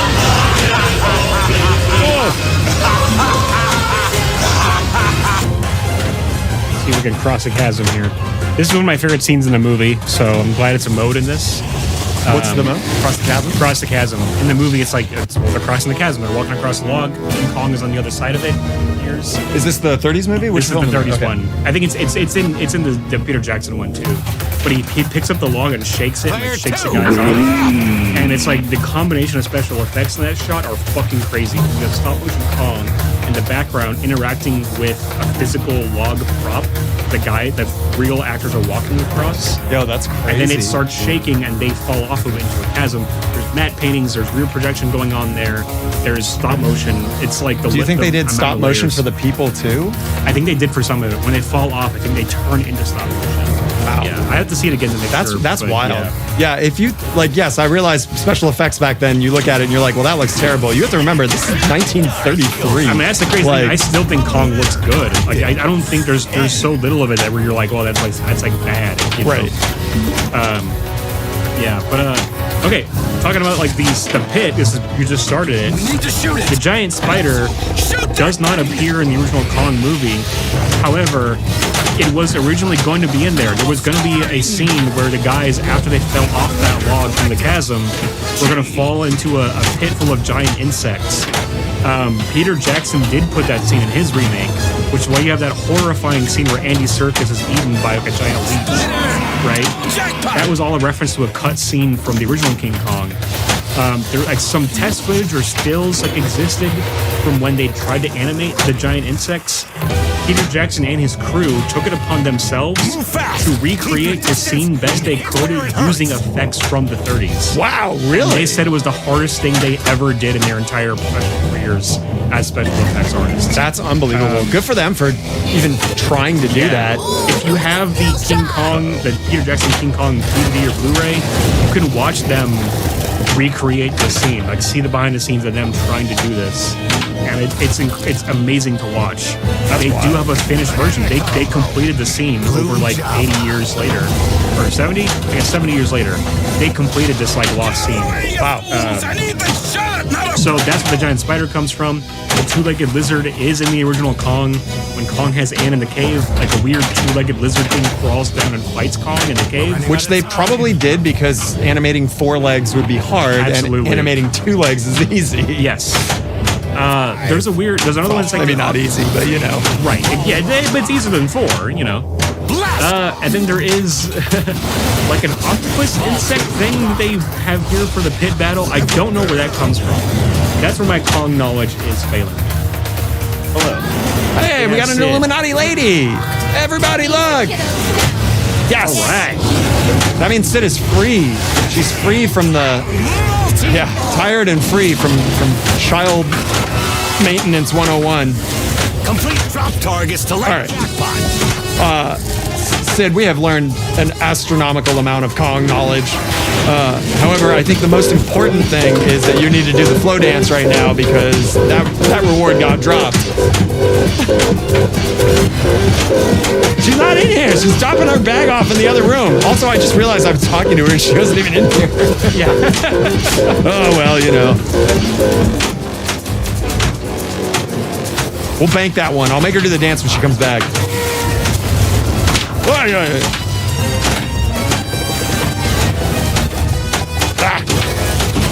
Yeah, like I'm trying to get that shot. I'm trying to get this shot. It's crazy. Oh, they know. They know you're here. They know you're here. How do they know? They're gonna know. How are they gonna know? They're gonna know. They're gonna know that you're flow dancing.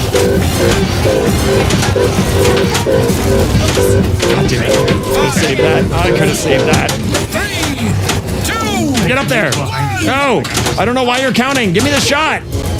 I don't know what I'm doing. Damn it! No! I got Kong. So the most important thing that you need to know about all the lore that we just talked about, Sid, is that the poll it's Kong Dong, not Kong Schlong. We did a poll for it, and the results were in. The people have spoken. Yeah. Oh, his penis. We're talking about the Kong's penis. If you ever talk Kong's penis. It's Kong Dong. It does come Penis. up in the movie because he does have a baby Kong in one of the movies, so it's relevant. Kong Dong sounds way better anyway. Yeah, see, right? Oh man, give me these purple jackpots, man. I don't know what they're doing. Oh, we're in stage fright. I watched Carl get 1 billion points on this the other day during League. So I know that you can really bank a lot of points in this mode. There are the 2x targets around. They have a little X on them.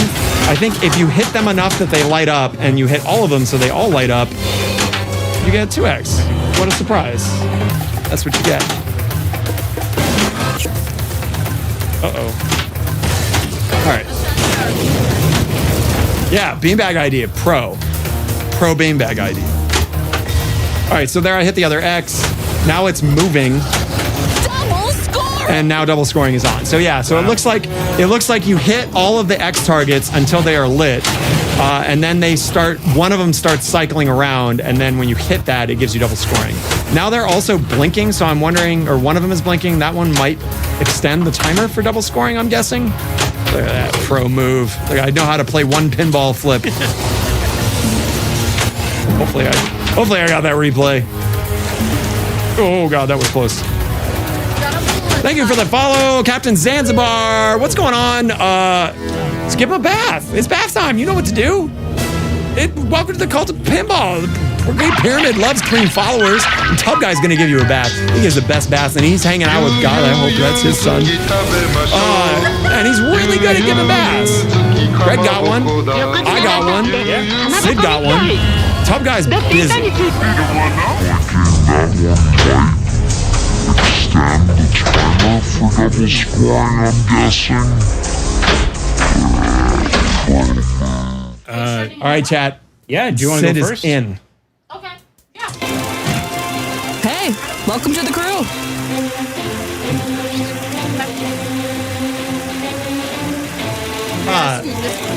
I'm gonna do a quick rundown of the other streamers that are in chat to do some shout outs. If you're enjoying the stream, there's a lot of good streams on Twitch and you should check them out. Also, if you have any questions about the game, we put a lot of time in. Speaking of streamers, Borg Dog streams a number of classic games. He's got an excellent collection. If you want to see classics, that's where to go. Super cool dude, excellent stream.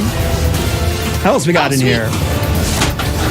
Coffee Flipper's still here. He doesn't stream, but you should check him out on Instagram, man. He is an excellent, not only pinball player, but coffee master. I don't know what the correct term is. Lee, if you're watching, what is the appropriate terminology for someone who is a coffee pro like yourself? Botron doesn't stream. There you go. I nudged the wrong What else we got in here? HOV Pinball's in here. I don't know what _ duplex is, but HOV Pinball is an excellent stream. Should definitely check them out. Pink Ninja Man hanging out, also another good one.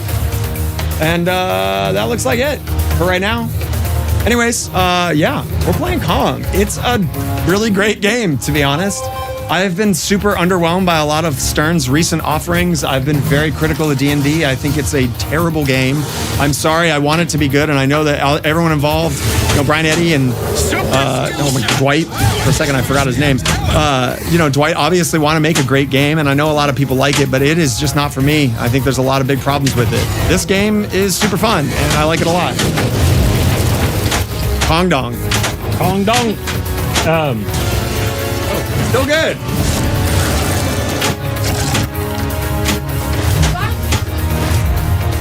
I don't know, man. The game's a little easy, so I kind of like having the tilt a little tighter. You gotta wrestle the jimmies, but don't jimmy jangles too hard. You get your diddly dacks in a twiddly twang. You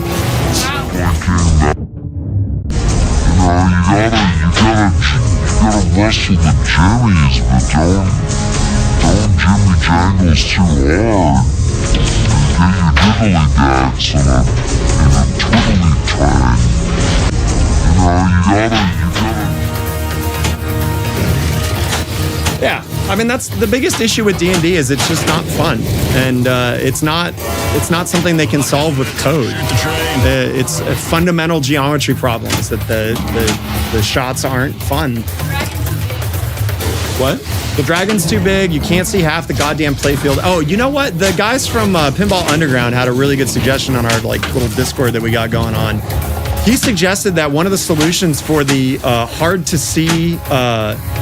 Yeah, you'll like this. Tell me if you think you like this idea, because you played a lot of D&D. I have. He said one of the solutions for the problem of hitting the left orbit and not being able to time the shot correctly is to have the gelatinous cube be on the center button, where you can trigger the magnet to capture the ball, and then get a consistent feed down to the flipper, kind of like, I don't know, roller games, or like there's a number of games that have it where it drops it, catches it, and drops it. I think that's a really good idea. That would bring a lot of skill-based mechanics to the game and give a reason for it. But the other issue is that fucking magnet overheats and you can't use it. Thank you, Christopher. I appreciate that. You're awesome. What are you talking about? It's not about me. It's about the pinball and the guests we have on here. In my opinion, it's about pinball. Other than that. Anyways, but the problem with D&D, other than not being fun and mechanical issues, is that every shot of that game from the lower right flipper is only designed to get to the upper right flipper, which just isn't fun. The fucking, what do you call it? I gotta go look at it because I have it. Fizmo. The Fizmo shot is only designed to launch it up to the upper right flipper. The left orbit, which is the next shot next to it, is only designed to get it over to the upper right flipper. Like, that's pretty much all, other than and mashing the dragon letters, which is asking for a drain because it's absolutely all over the place. So the entire left quadrant of the game and this right flipper are only about getting it up to the right, to upper right flipper. And the problem with the upper right flipper on the game is none of those shots are fun to hit. And two of them, which are the ramp and the little orbit that are there, are rarely lit for modes. So they're hard to hit, they're not fun to do, and half the game is getting it up to that flipper. Dumb. And, you know, in a game called Dungeons and Dragons 2, the dungeon mode sucks. The dungeon mode does suck. It's worth like 0 points. And it's such a pain in the ass to get in there. And the procedural generation aspect of it is like completely pointless. Yes. It might as well not be there. Totally, yeah, absolutely. I came up with a great idea, by the way. Speaking of improving D&D, tell me what you think about this idea. And this plays into the D&D concept, and they absolutely should do this. So one of the issues with the dungeon crawl is that you don't know what the map is, right? You have no idea. You have to explore it and then go back to it. But the games are not long enough for you to be able to explore that legitimately. So I think that when you complete a town, you shoot Fizmo, you buy a map. And you go into the dungeon, and it has a classic D&D grid that looks like a pen and paper one, and it shows you where every fucking thing is in there. And you can then navigate through the dungeon in that town because you purchased the map for it. That's beautiful. You fight the monsters, you buy the map, you go to the dungeon. It would make an absolutely amazing like gameplay loop, and should be. I don't know how they didn't think of including a map in a game about dungeons. Like, what are you doing? What am I doing? Think of including a map in a game about dungeons. Like, what are you doing? What am I doing? You're up. Anyway, so that's what I think about D&D, and I think that would improve it. Hey, we got snacks. Holy shit. Yeah. So good. I do the same thing. Anything I like, I'm like, I'm gonna take a picture of it. Who does Kong have Kung Fu grip, though? You mean why? Why does Kong have Kung Fu grip? By the way, I don't know. What's up, Wolfman? Also, sorry, St. Simo. I missed your message. Yes, we got it. It's real. It's Kong. We're playing it. Botron wants to know if you still dance. Oh, really? Another ball save? She's captivated by Kong. She can't talk to you right now. Well, apparently I can. Also, we might have to tilt the camera down. Look, it's the top of set. Oh my god, I just realized that. That's sad. Apparently I can. Also, we might have to tilt the camera down. Look, it's the top of set. Oh my god. Oh, wow, it's so short. Yes, Botron, I still dance. Not very often, but yeah. What's going on, Jojo Dojo? Did you get your game yet? Did you commit? Oh, Kong letter collected. Get a step stool. We have one. Right? Oh, somewhere. Oh my god.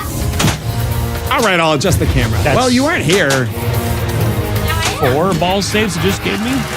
It's set to a minute. A new menu item on there is set to a minimum of 1 minute and 15 seconds. So I guess you get a ball save for your minimum game time has to be that long. Interesting. Okay.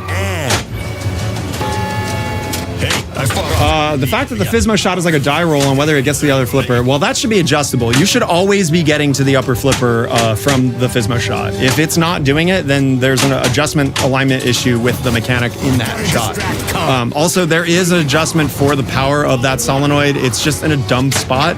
It's maybe fixed now, but the adjustment for that solenoid was in the diagnostics menu for some reason, whereas every other solenoid adjustment was in the adjustments menu. So, I don't know. You have not decided. You've decided on renting a Foo Fighters Pro or a 007 LE. Well, if I was going to pick between those two, I would absolutely pick 007. But they're both really good games. You would be happy with both of them. You have a premium Kong coming. Still hoping every day to see that invoice. It's fun, dude. It's really good. It's good. Really good. I personally lean 007 over Foo Fighters. I would also take 007. Hey, skills! 007 made me a James Bond fan. I was like, well, I like the pinball machine. I'll watch every movie. So I did that. That happened. I like James Bond. That happened with me and Godzilla. Sid and I watched almost every single Godzilla film, and honestly, a lot of that credit goes to you because when you talked about so much of the lore of it, that I was just like, "Yo, we got to watch this and see what it's all about." We still haven't watched the original Godzilla. Believe it or not. Oh my god! I know. We watched. Well, we started. We didn't want to dive into one that we wanted to pay attention to because we started watching them as like background noise. Yeah. But then we got to like Revenge of Mechagodzilla, and we were like, "Yo, this is awesome!" It's one of the absolute best. Yeah. What do I think about Pulp Fiction? I think Pulp Fiction is awesome. I think it's really great. I think that it is a unique game. I love the harkening back to the like System 11 day type games. The multi-balls are super fun. There's a good risk versus reward in it. The scoring can be blown up in gratifying ways. It's a good game. It's an original game from a company that only makes remakes. I need my foot. And that's Godzilla. Here, I'll just fix the camera. Tiny camera time. Tiny said. Grab that rock thing and pull. Hopefully you're gonna get Dirty Dong and Greg Dong and regular Sid if we don't go any lower.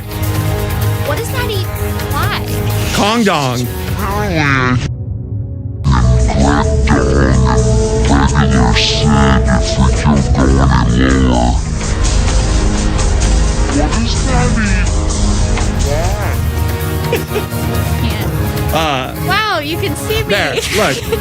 She's short. There you go. God all day. I'm of average height for a woman. Right? It's funny you say that, Joe, because I'm 5'4". I had Johnny Crap on, who's the artist from Dune, and he suggested that Godzilla, this could be an alternate back glass. So Greg's kind of like, He's pinball legit. famous now. His artist career in the world of pinball is just begun. Just almost down to the bulge cam. Maybe we should set up instead of the tilt bob, we'll have bulge cam. I'm getting semi-hard on this game, I gotta be honest. Oh my god. What?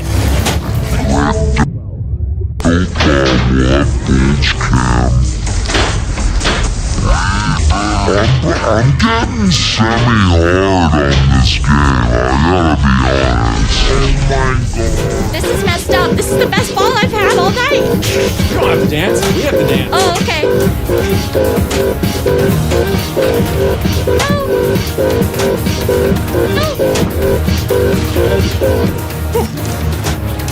Tough work. It really is. It's a workout. Thank you, Joe. I appreciate that.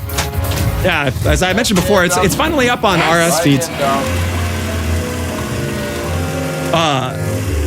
Yeah, we do an interview podcast now. We're 3 episodes deep. We've had some pretty big names on there. We had Bo and Karen's on there, which was absolutely a privilege for me to have. I love that man. He releases the originator of streaming pinball on the internet. And he's super humble about it. We had Colin from Kineticist on, an absolute legend in the internet news circle. You need to get your news on pinball, which you absolutely do need. You know, it's not just Nap out there. There's a bunch of good sources, and Kineticist is definitely the other one. And then we had Johnny Crap on, Jonathan Bergeron. which we talked about how to pronounce turquoise because in his Dune promo video he says turquoise, and it's so awesome. I loved it so much. So we talked about it. We have the official pronunciation, but you got to watch the podcast to figure it out. Yo, that is a perfect summation of. That's not a real word. We're going with it though. Saint, I agree. Bob Bowen is the Bob Ross of fucking pinball.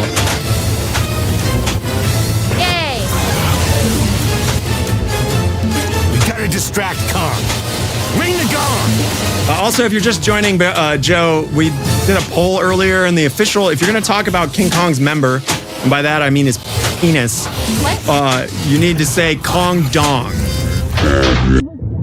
Official, if you're gonna talk about King Kong's member, and by that I mean his penis, you need to say Kong Dong. Spell King Kong. I think we need like a Kong Dong counter that we can like every time we say Kong Dong, a counter goes up. That is a fantastic idea. Dude, that graphic's so funnily lame. I know that's not a word, but no, but you're right. It is. Let's talk about the negatives on King Kong. It's the animations. The animations are terrible. Divisible Air and I already had this conversation in the chat. We both agree that the playfield is awesome, but that the screen is really lame, and they need to update the code. Yeah. It's just boring. Yeah. And my favorite Blame China, Swizzlefish. This AliExpress board, which is one of the only options, is it's not holding up pretty good. My favorite is the magnetic spider, and then the smooth. It's very satisfying. Oh yeah, I love them. Done 1,000 times before. Although I do have another idea. Oh no! Yeah, let's hack some time. What do we have to do for this one? Oh, nothing. You just rock out. Okay, you just rock.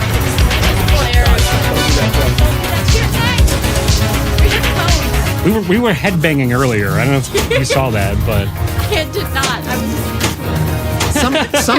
Somehow we got on the topic of Mick Gordon when we were talking about Doom. That's right. Yeah. We were talking about the new Doom and how he's not involved in the project. And I was telling a story about Mick Gordon where I did a mashup of one of his tracks from Doom and Doctor Who. And it went mildly viral on Reddit. And I had sent it to him, and he said his wife said the same thing, that it sounded like the Doctor Who theme. It's pretty funny. Player 3. It's a good track. Does Kong's dong knock over the subway for multi-ball? Yeah, that makes sense. I think it's supposed to be his hand, but we don't know what's going on downstairs. Could be. Aka Kong? King Kong boring? Wolfman, what are you talking about? All right. Giddy up. I don't know what spelling King Kong actually does. I did spell King Kong completely once, and it like illuminated it lit up the Kong gong in a way that was very different. It clearly was like a special shot, and of course I dirty pooled it and didn't hit it.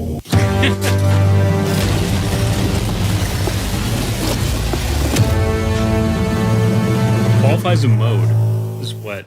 Oops, I'm sorry. Well, no, I had spelled the entire King Kong letters on the playfield, and it was like blinking and then lit up the gong for something. So I feel like it's probably something. Well, that's a wrap. Game over. Saint asks, what's the best part of this game? Greg, why don't you take that question? That's a good one. Oh, why don't you take that question after you just put a bunch of chips in your mouth? Hey, welcome to the crew. I didn't. Am I coming? Oh shit, we're gonna do a 4-player game. Player 4. I'll talk into the mic and tell her to come. Mariah, you're player 4. It qualifies a mode where you beat up a T-Rex by hitting the button. Okay, cool. Yeah. Okay, I've seen I thought I saw you play the T-Rex mode. That must have been when you spelled King Kong. Oh, okay. So when it said, okay, yeah, because it says spell King Kong and you can battle T-Rex. Yeah, it's so fun. Am I buying a Harry Potter? No, I don't give two shits about Harry Potter. That's a theme that's so far off my radar that I don't care. I will happily play it on arcades. There'll be plenty of them that have them, but I just... Also, the guy who's designing Harry Potter has not made a good game in my opinion. A game that I like. Who's the designer? It's Eric. He did Pirates of the Caribbean. He did what else he did? He did 2 other games that I can't remember. Eric Munier. Thank you. Oh my God, I gotta pull the list up. I remember looking this up and being like, this guy I don't like. Yeah, oh, Guns N' Roses stuff. That. Oh, yeah. Okay. That game sucks. It's awful. It says and Godfather, which is the other one. Yeah. So those are the bottom 3 games that Jersey Jack has made, in my opinion, and they're just, I don't know, man. Like, it's not like he can't make a good game. Not Gong Shot. I kind of don't mind Gongfather. It wasn't my favorite. Gongfather? Gongfather. King Kong Gongfather. I don't mind Godfather. I don't think it was a great game, but it was like there was some fun shit in it. You know what I mean? Okay. But as like, and this is secondary to how a game plays, as a representative of the Godfather movie, horrible. Oh, really? Like, poor representation that was of the dumb. Godfather film. Yeah. I needed the gong to So there you go. T-Rex. Yeah, you gotta hit the gong. I know, but you I gotta can't hit hit the it. gong. Hit the gong. You can backhand it. It's safer. It's safer from the backhand. I think I've only ever hit the gong Where, by if backhand. you are hitting the gong from this flipper, where is the best spot? It's like that far down it. Like here? It's like Just as little. it's like if you look at the screen, it's like there. And this. But I'll learn one day. Yeah. It's IP fever, and I don't. The IP is a dressing for a game. Okay, like this is a really important concept, right? Like I get wanting to have music and sentimental attachment to certain stuff, but that's all you're getting from an IP is sentimental memories for it. What actually matters about a pinball machine is the experience in itself. So like how the music and sound interact with the gameplay and the design and the playfield layout and the geometry. Like all of those things are so much more important. That was terrible. I don't even. Wow. Player 3. Like, look, yeah. If Harry Potter came out and the playfield was awesome, and someone made a Time Cop like skin for it, I would. That's my jam. I would go fucking crazy for a Time Cop pinball machine. I love Time Cop. Time Cop is great. That's fucking scene at the end where they just melt. Oh my God, yes. Good stuff. Also, just to touch base on that, my podcast isn't about having people that I think are making good pinball machines on. Like, we talk about everything, and I have been very critical of Stern on the podcast for stuff that I think is, like, not great. But, you know, that's just part of the experience. I would love to have Eric on to talk about designing it,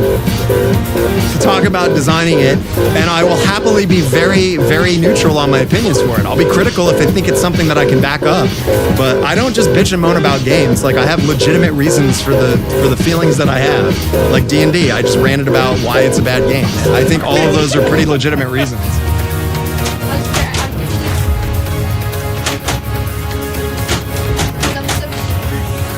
Oh, God damn it. The pinball gods are bad.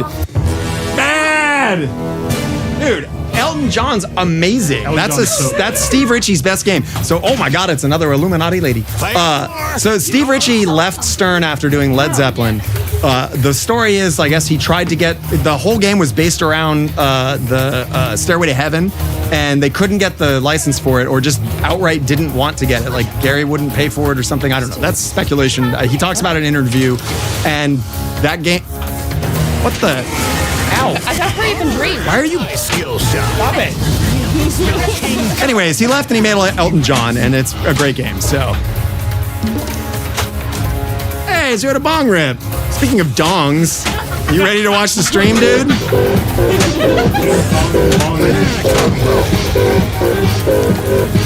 Spiders. Yeah. First the dream.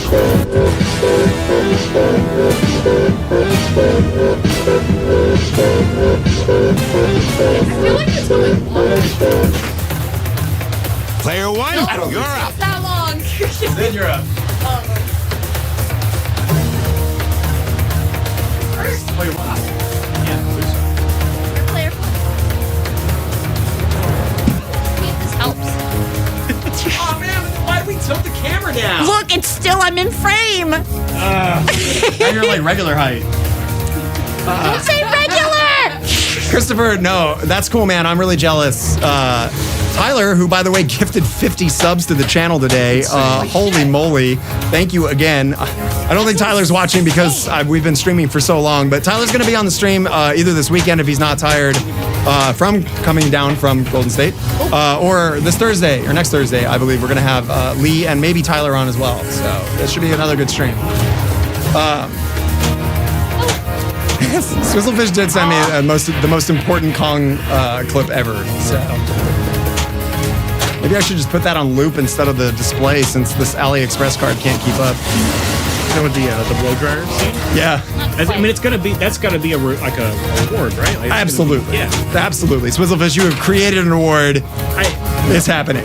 To be honest, I was telling myself the entire time I was like, I gotta put the blow dryer scene in my Kong history. And I was like, I am sure Jeff didn't want to watch it. I'm sure it'll become a reward. I knew this would happen. Absolutely. I knew it. It screams Dirty Pool. Yeah. Nothing says Dirty Pool like a giant animatronic monkey with bleach white eyes blowing a lady dry while she just accepts it and enjoys it. That's what pinball's all about. Why she just accepts it and enjoys it. And that's what pinball's all about. Why she just...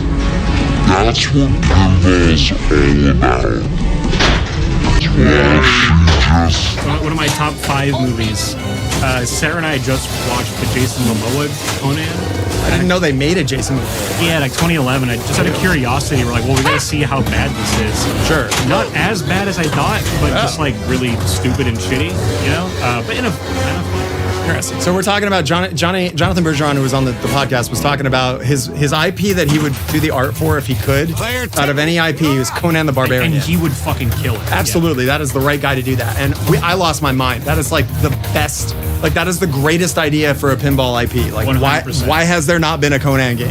Yeah. Even if it's just a generic like Conan kind of based off of like the comics or like, you know, the literary character. Sure. Any Conan shit, high fantasy stuff would be great. Is it horror enough, you think, to fit into the spooky like ecosystem? I think it could. Oh yeah, because it tied into like the H.P. Lovecraft kind of like worlds, you know, because H.P. Lovecraft and Robert E. Howard, who was the creator of Conan, were friends. Oh, and like out of respect for Robert E. Howard, Lovecraft was like, Conan is like in the Lovecraft universe.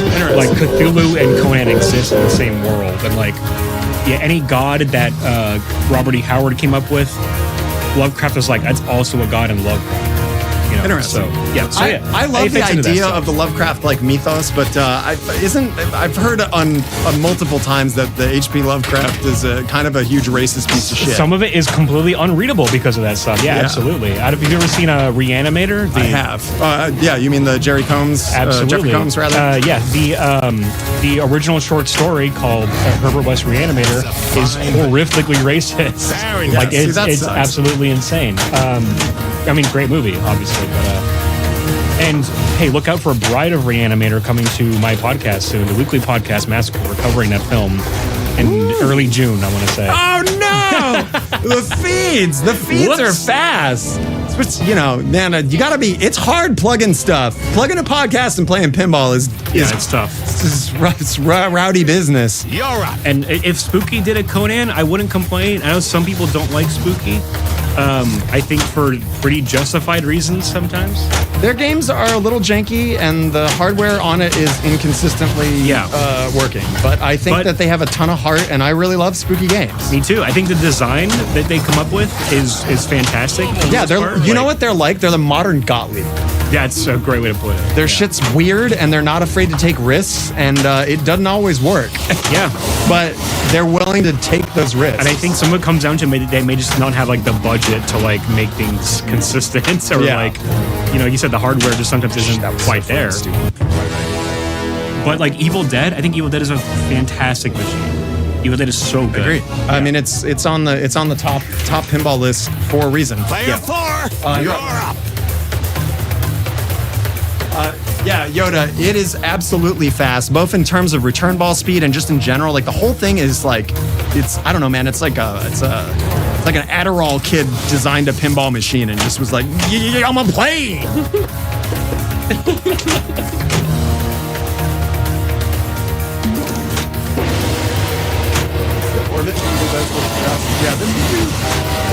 Yeah, there are a few shots like the lock shot. There's a few things in Evil Dead that kind of just are mean. They feed in a mean way. I think that game requires a little bit of setup in order for it to be really flipping great. I love the slingshot flipper though, man. That thing's got some power, and hitting that ramp off it. Hold it.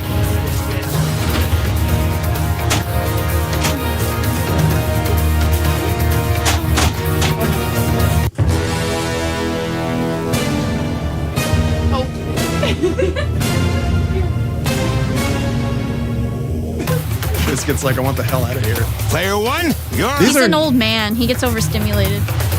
That dog is ancient. These are not good scores, everybody. We're playing incredibly shitty pinball right now. What's sad is this is better than my last game. I've been trying to tell myself like I'm actually going to focus this game too, and it just hasn't Kong letter collected. Greg, you gotta get on camera. You're like, you're the Kong. Kong encyclopedia can't be off camera. He's been on camera. I will say, spouting off all that Kong stuff was exhausting. I mean,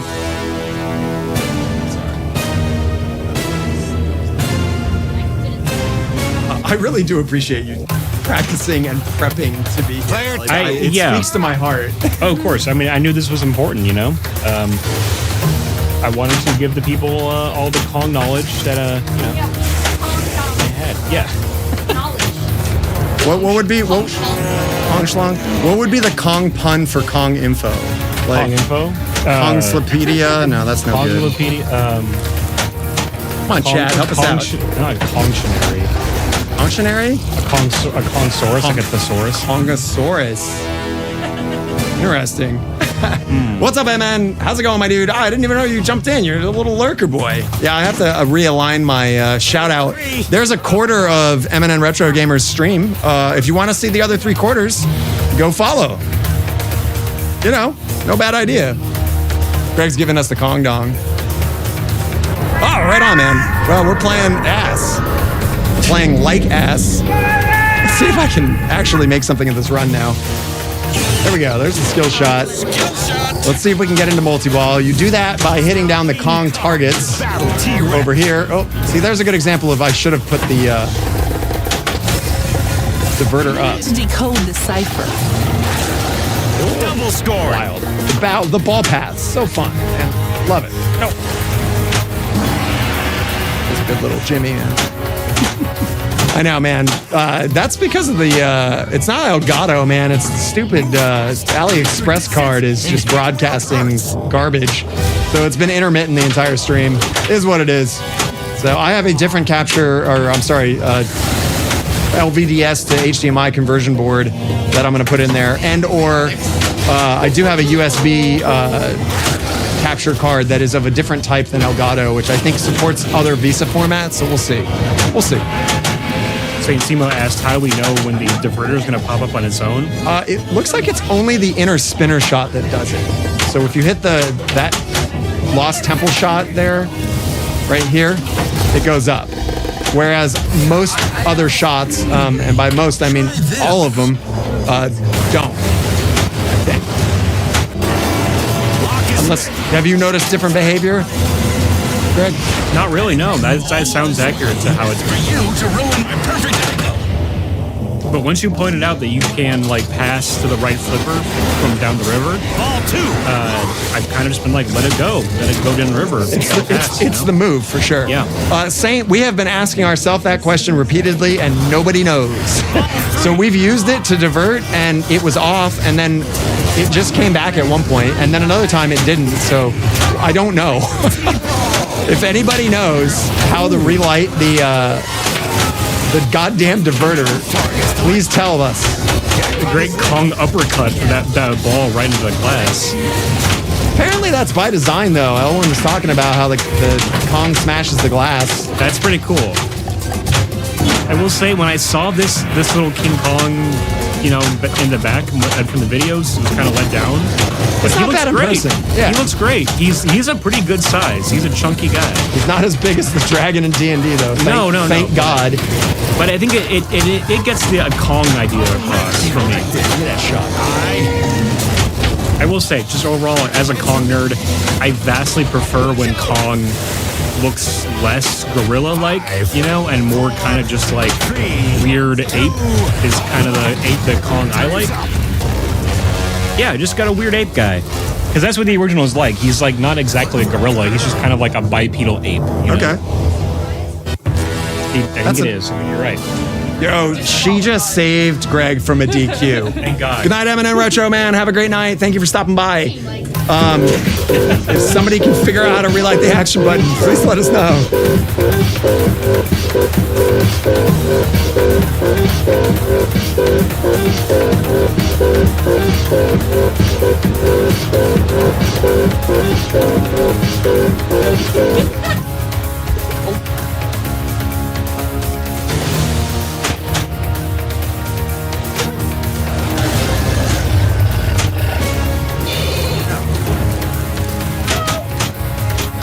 Watch out.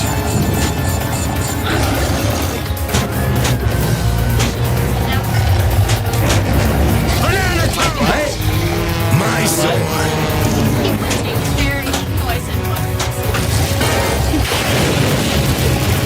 Dude, it just did that. Did it during the multi-ball sequence. Yeah.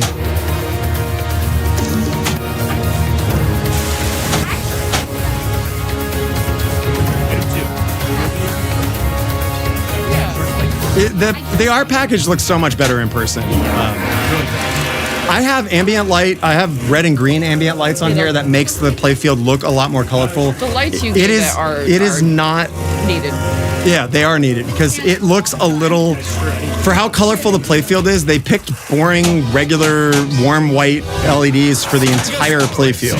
And move fast. Normally, like in vintage classic games, I would have no problem with that. It looks good in a lot of Stern games, but like, man, when you're pushing a theme and making it as colorful as this, like it needed more. Like, don't pull out at the last second. Go all in. What? This like it needed more. Like don't pull out at the last second. Yeah, just so you can see this, I'm going to turn the lights off so you can see what the playfield looks like without colored lights on it. High score! Enter your initials. Who got it? Player 3. Who was 3? That's me, right? Yeah, that's you. Yeah, that was me. This is a bad example because the playfield GI is off right now because we're in between. Congratulations. Your score is awesome. That's great. Just like me. Oh my God. See, listen, those callouts are not good. Okay, so this is what the playfield looks like under regular illumination, and I would say that the stream looks almost exactly what we're looking at right here, right? So it's just a little bland. Like you have all this color, but it's washed out without GI that makes it pop. It's sterile. That's a great term for it.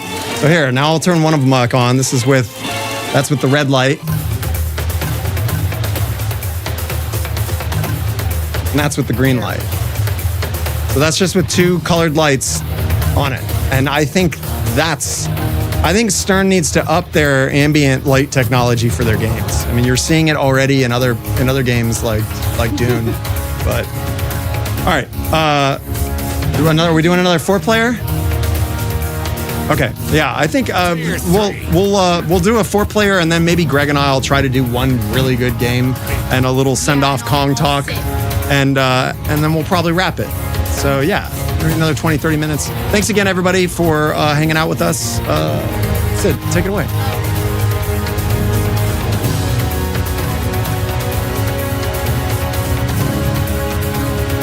Yeah, what is that? Biplane looks like a spaz. I think that's a spaz. If I remember my biplanes.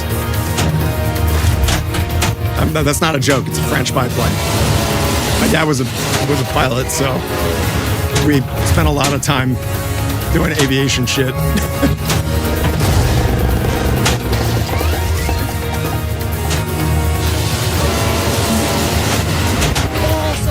Saint says that the Spooky always has good lighting. Absolutely. The Evil Dead's playfield is a little dark, I would say. Wouldn't you say? But overall, the lighting experience is top notch, though. Franchi did a great job with the artwork, too, man. I'd love to have Franchi on the podcast.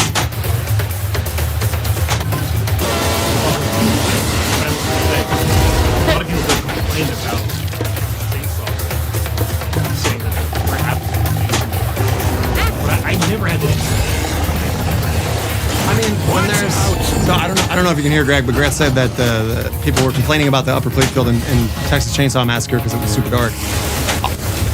I mean, when you have a bunch of ramps, they block light. It's just that, upper playfields on games are inherently darker because there's just more shit blocking light. Like, light can't go through solid steel.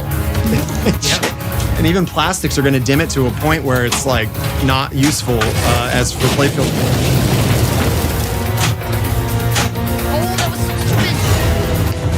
Yeah, I mean, I think that we've established the podcast as like a legitimate podcast at this point with the few guests that we've had. So I hope that opens up the doors for plenty of more interesting people. I don't want to over deliver, but I'll tell you right now that I think that in a few weeks, Daniel from Pinball Brothers is going to be on to talk about their new game. It's been discussed, and they're in the process of wrapping up some internal stuff. And then we'll know more. So if you wanna learn about what is probably going to be Predator, even though they haven't officially announced it, come here. Come here, and I will be talking with the owner. My question is that Predator? Right, which it's got to be. Nap is pretty much all but confirmed it. But yeah. So I'm trying to do some real shit in the pinball community, man. I want the people that are making these games to get in the limelight and actually talk about what they're doing. You're welcome, Christopher Tranchi. By the way, that is not Christopher Franchi. That is Christopher Tranchi, a totally different individual. I think it would be really funny if it was just an entire, like, he was lying the entire time and Christopher Tranchi actually is Christopher Franchi. That would be absolutely amazing. Saint Simo says, what? I'm pronouncing that right. So initial thoughts on Kong. You want to take it away again, Greg? Absolutely. I am loving it. I think it is so much fun. I think the flow of it is super interesting and kind of like unpredictable at first, but in a really fun way. But as you get to learn it, it kind of, becomes second nature a little bit. I think that there's plenty of like options from from both flippers, in terms of like, okay, I could shoot here and start a mode in the gong, or I could go for the drop targets and light a lock, or I could shoot the middle ramp itself, or I could shoot for just a million great options for this that make it feel like you always have something going on and something to do. So it's great. Playing it while distracted, like I have been this entire stream, makes it so that I haven't been focusing. But when I was focusing earlier, I was putting up really high scores, like 200 million plus, without too much effort, which... it's a little easy, yeah. A little easy, but I don't mind that. It makes you feel good, you know what I mean? It's like, oh, cool. I had a 200 million game on Kong. That feels awesome, So I don't mind it being a little easy. It feels a little bit like a Jack Danger game and a Keith Elwin game, like mated in the back alley of Stern Pinball's factory. And because it flows weird in a fun way, kind of like what X-Men probably could have been if it had a little bit more time in the oven. Yeah. But it's undeniably an Elwin game because you just have, like Greg was saying, like limitless choices of what to do.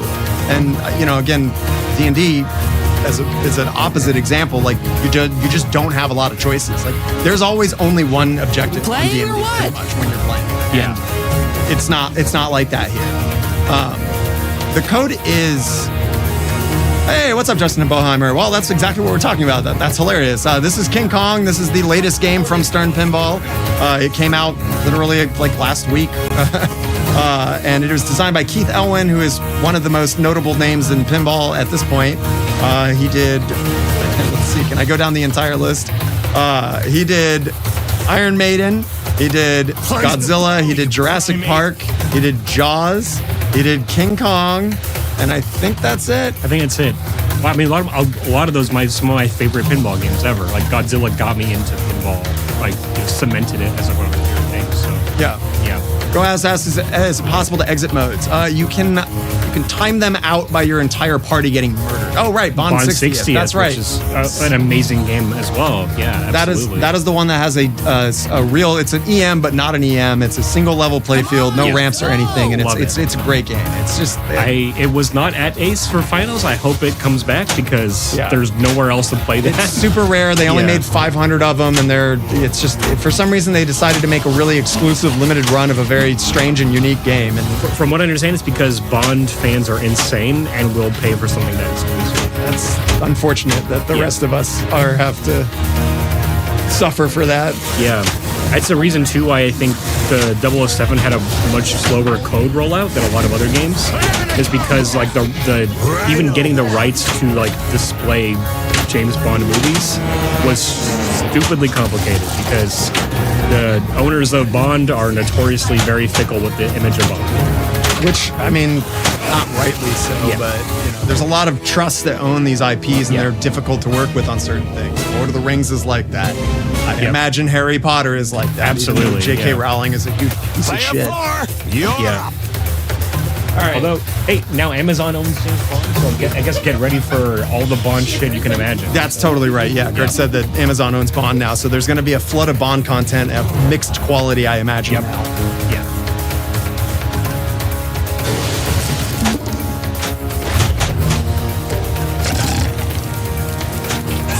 Yeah, right, Saint? That's the remaster they need to do. They need to remaster Bond 60th and get it out again to the people with a different art package. That would be amazing.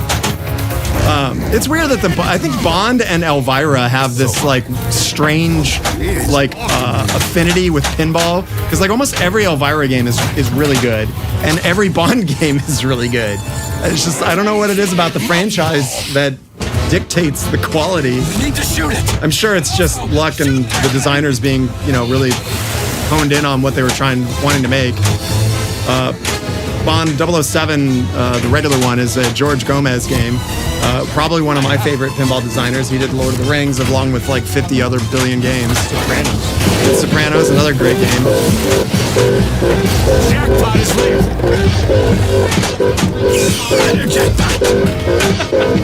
That's fair.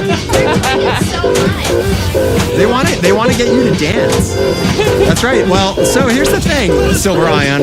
George Gomez kind of didn't design Deadpool, but also did design Deadpool. So this is some inside pinball knowledge. This is real shit here too. So the original Deadpool game was designed by John Trudeau, who was in the process of going to jail for child pornography. This is not a joke.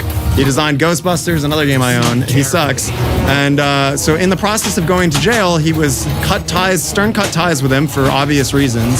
And George Gomez took over the Deadpool project and redid the entire playfield for the most part. I don't know how much stuff stayed in.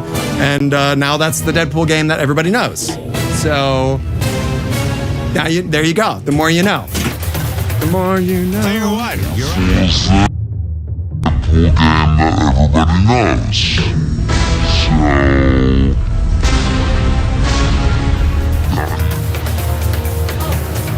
So we're all waiting for Sid to go up, and she's just on her phone. So now you get like the game. No, I was actually reading. That's true. Actually. Yeah, it was. That call out for get off your phone is for her. Well, that's not true. I was shopping, and then I started to read an article. I didn't know about this. Super secret skill shot. spell King Kong to battle T-Rex.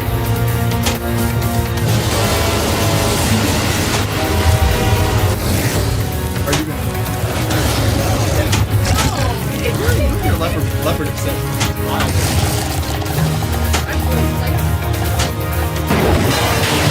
Oh, so satisfying. Is your podcast on Spotify or something? Yeah, it's any place you get your podcast. Spotify. I'm gonna post the Spotify link for it if you are interested in some here. Plug your shit. No, it's I can play it while I play here. Oh, sorry. No problem. But yeah, to get the full description, I do a horror movie podcast with a friend of mine who lives in Portland. I actually just met him in person for the first time a couple weeks ago when I went to Portland. So yeah, we do a horror movie podcast where every single month we change up like the theme. So every month is 4 different horror movies of a similar theme. What's the name of it so I can copy the link? The Weekly Podcast Massacre.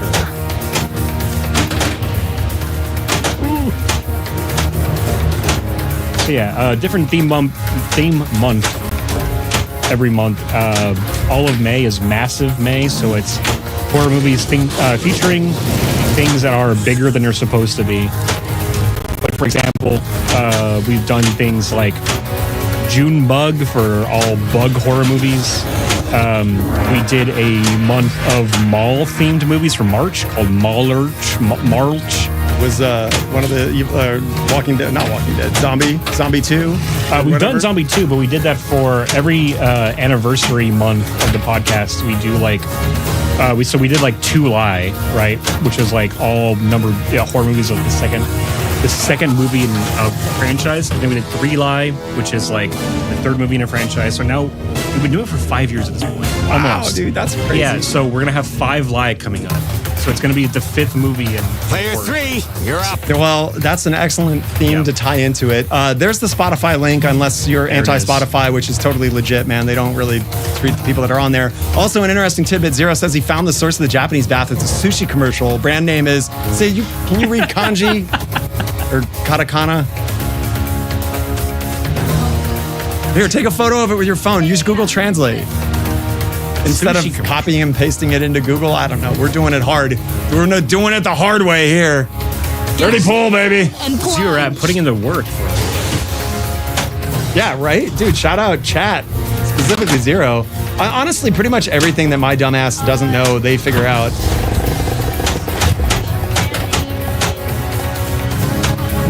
Yazuki Kamaboko. Says, that's why he says Kamaboko da. Yeah. He's talking about the sushi. Because it translates to tubfish. Oh, by the way, this translates on his shirt that I got him for Here, we'll go full screen. Godzilla. This says stupid bug. Get you a stupid bug. I didn't realize that. Look, stupid bug. Amazing. Oh, I might drop my shirt for my dumb joke.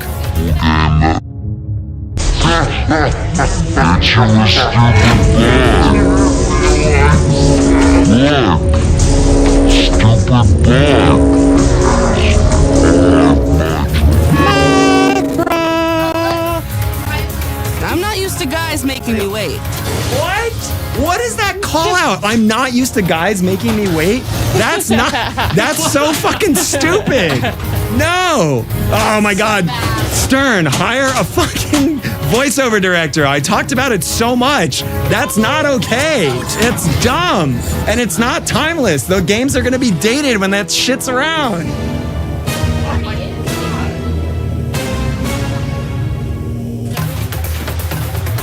They're dated. You're up. I mean, in all my King Kong history, I didn't even talk about how fucking like got racist sat that on. original movie is. Like, hey, that's a factor. It's out there. Yeah, which is just a sign of the times, but doesn't make it okay even a little bit. But it is an important element of this. We need to shoot I like it. this. I don't follow the hide the racism like Disney likes to cover up in their everything. It's like, look, like people need to be able to learn from that. You did a bad thing, just accept it and have it be a part of cultural history and move on. Absolutely. I do think in a very Got another bizarre, ball. sort of backwards way, King Kong is kind of underrated for how semi-progressive it is in terms of calling out the film industry as exploitative. Really? How so? Well, the general idea of it is the exploitation of the natural world with King Kong. He's like this thing in nature that they are putting in chains and bringing back to the modern world and then killing. You know what I mean? Like, ruthlessly. It's a pretty strong metaphor.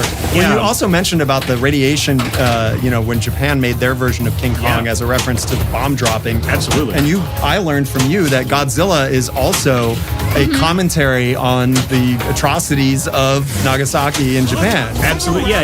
And it's not just like, I think people get it, is it kind of simplify it to like, Godzilla represents the bomb. Sure. But I think too, in kind of a similar way to Kong, it's more about like what we do Destruction to the can natural damage. world. Yeah, it's exactly. Well, there's a lot of like, a lot of the Godzilla movies have like, what's the one that has? There's like people studying environmental effects and stuff on an island. Like, there's a lot of like man versus nature, like in the Yeah. actual plots of the Godzilla movies. They do that on like Ebra, Horror of the Deep, and I think Son of Godzilla. Well, it's also prominent in Japanese culture too. Oh yeah, You want to be harmonious with nature. absolutely. I think like I think people kind of like when you watch the original Godzilla movie, there's a whole line in that where they talk about how before he got irradiated, Godzilla was the god of like these native islanders in Japan, right?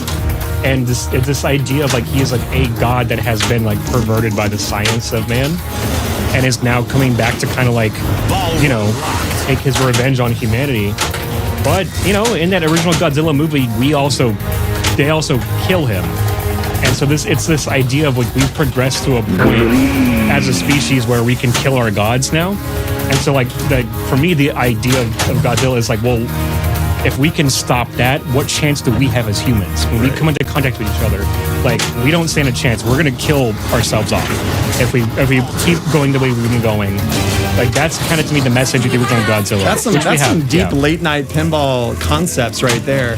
Yeah, and this is how serious I get when I talk about Godzilla and Kong. Because like I was gonna say too, with Kong, like the idea of it talking about not even just like the film industry, but like entertainment in general being exploitative. In the beginning of that film, when the director Carl Denham is like trying to find a woman, like a star for his movie, he's going to all these places where he can't find anyone to agree to like get on a ship and sail to this exotic island in order to like shoot this very dangerous thing with him. So he goes to like a poverty row and finds a homeless woman that he convinces like, hey, I'm gonna make you a big star. And the entire time he's lying to her and knowingly putting her into danger, you know, like to make this movie. Like I think the movie is like weirdly meta about how exploitative and fucked up the film industry is just on a basic level. Which has been, I mean, oh my lord, like that infamous award ceremony where the Native American woman, Martin Scorsese, set her up. It was like, I mean, the exploitation is no joke. Earlier, someone mentioned like, the Stern's already got your money. I want to address this comment because I think this is really important. Nice dang. Stern as a business is trying to make money. That's true. But you have to understand that the people that make these games, they care about pinball. Nobody that works at Stern is trying to make a game that is bad or just to get your money. Like, do you think Keith Elwin's like, oh man, we're gonna make so much money off this game, like fuck all these people? No, like the pinball designers and especially the people I've talked to on the podcast, like they really care about what they're doing and they're trying to make something that is great. It doesn't always work out, but the pinball people suck. And I've been guilty of this too. It's just people are so critical of pinball machines for not like meeting their like hype and desires for whatever criteria it is, whether it's an IP they didn't want or whatever dumb thing it is. And it's like you have to understand that there's people behind these products. It's not just some like faceless entity like Jeff Bezos. Like, so in any event, also don't buy LEs. It's stupid.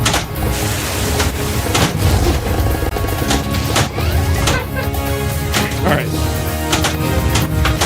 Dude, did I get Picarded? Got Picarded. Nice. Make it so, man. Engage my booty. Engage that booty hole.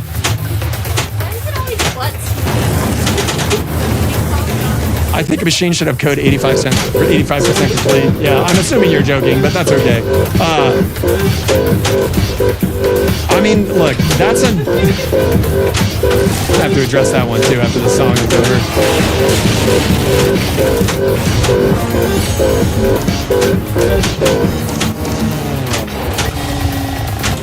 The code not being complete for games will never change for two reasons.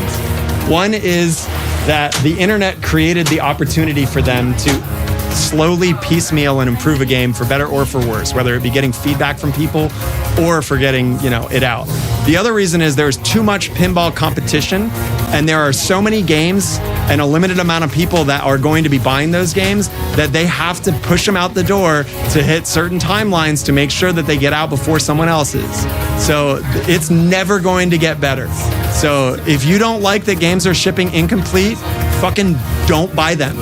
Wait a year and then buy the game. You can be mad all you want that the game comes out incomplete, but just wait a year and then buy it and it will be complete and you're good to go. You're making the decision to buy an incomplete product and that's only on you. Sorry. What are your thoughts, Greg? Those are mine. Son of a bitch.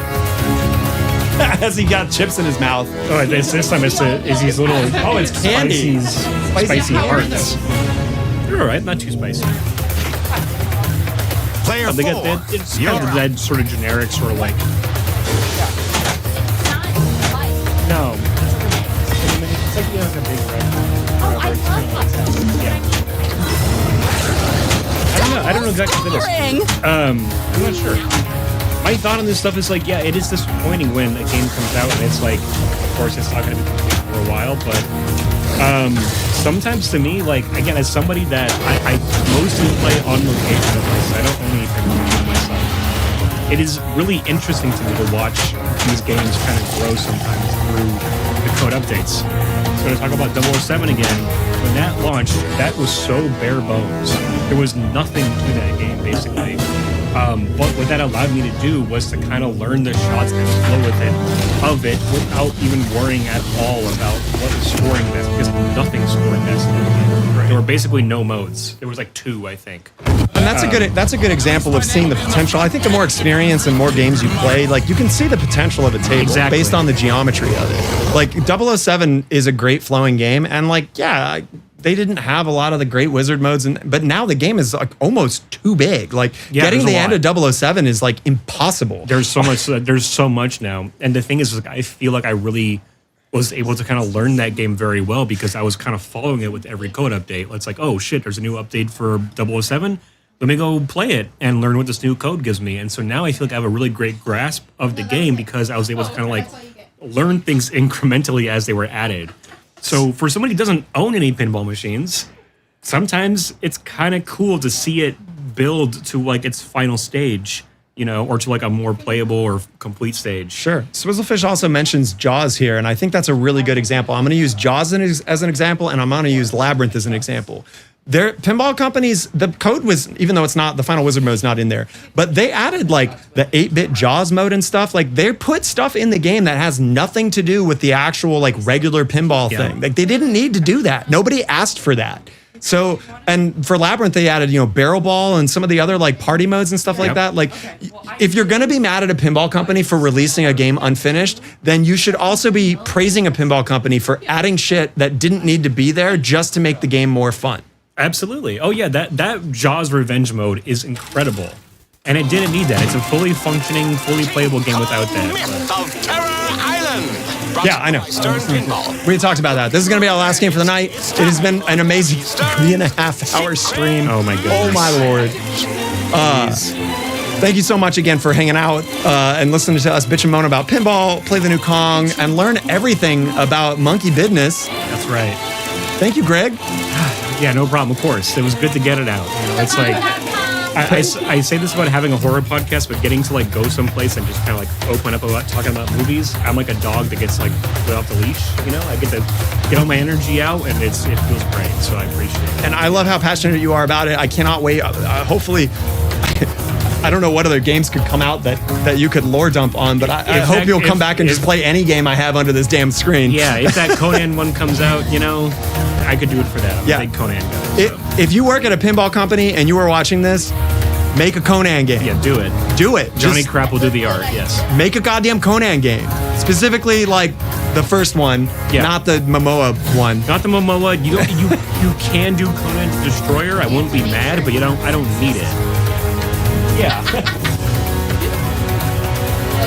If they're gonna be I just posted Greg's podcast again. If you like horror stuff and you like film stuff and you like the sexy serenaded voice of Greg here with 1 G, not 2, fuck you if you got 2 Gs. Check it out.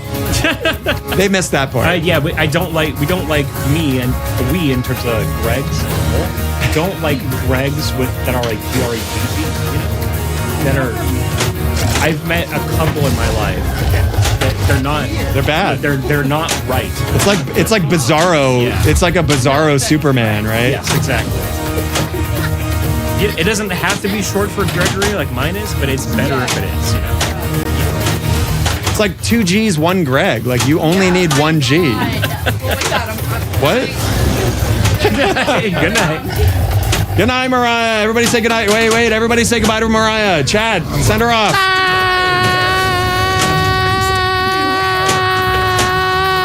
Good night. It's like 2 G's, 1 Greg. Like you only need 1 G.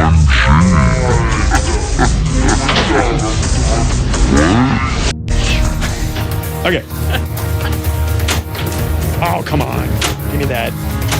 What is the... Hey, come on. We're trying to have a good game so that people believe that we can play pinball here. Oh, okay. We don't want them to think we're terrible at pinball like we really are. Oh, okay.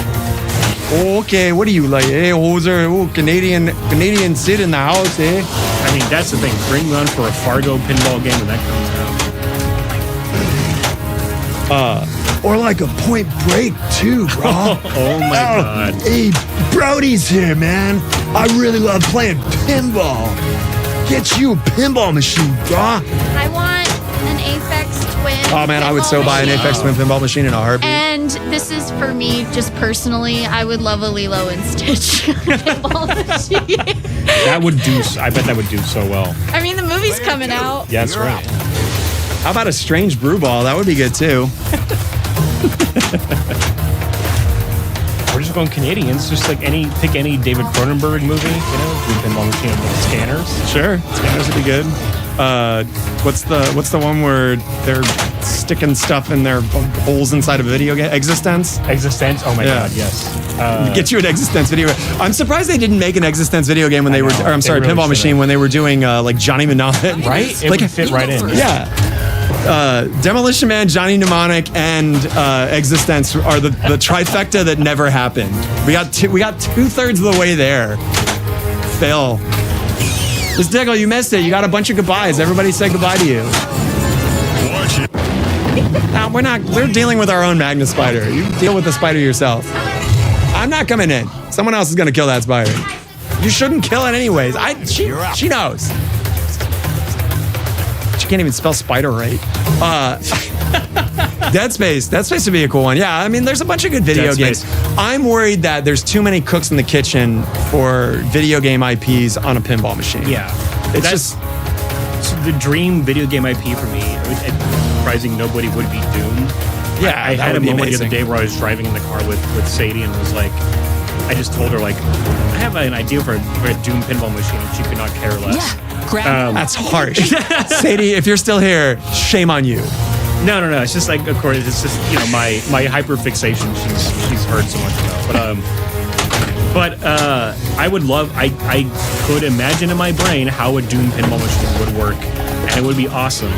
And they did do one for the There's a FX Pinball FX one. which it's fine. I've It's heard all right. it's been so Brass League Gaming. We do Pinball FX tournaments over there, digital ones. He hates that table. I missed that tournament, so I don't know why, but apparently it's not so good. It's not. It's whatever. I think for the Zen originals, it's like kind of for me one of the better ones. But I don't love any Zen original. I don't think any of them are really that good. So I mean, that was before they really had an idea what they were doing with pinball. It Right. seems like they started getting the Williams licenses, and then their pinball machines started getting better. Yep. I think that's totally true. But I know, like, hasn't there been a rumored Pokemon pinball for the longest time? Well, there's the homebrew one, and then people were saying that Stern might be working on one, and that they're potentially trying to break into a youth market. I think it's a really important side note that the person that Stern just hired as their new marketing manager or whatever worked at ZeniMax and Volition and not Volition, not Bethesda, Volition and another company that was basically swallowed. And his entire job was basically buying small IPs or getting the rights to like shitty IPs and then making like pretty low budget bad versions of it. So I'm kind of worried that we're entering into the era of Stern trying to appeal to the young market by getting, Pokemon and stuff like that and making not such great games with them. But again, that is super unfortunate there. That's all speculation for sure. That's not the reality. That big. combo. So what? It's harmless. It's not a brown widow, man. It's just a little house spider. That's the one that eats pill bugs. You can tell because he's got like, it's like he's got the ball sack in his chin. He's got two fat little things. Player one, you're up. Okay. The spider's fine. You'll be okay. Life is good. You don't hurt it. It won't hurt you. Leave it alone. This was supposed to be a good game, Mariah.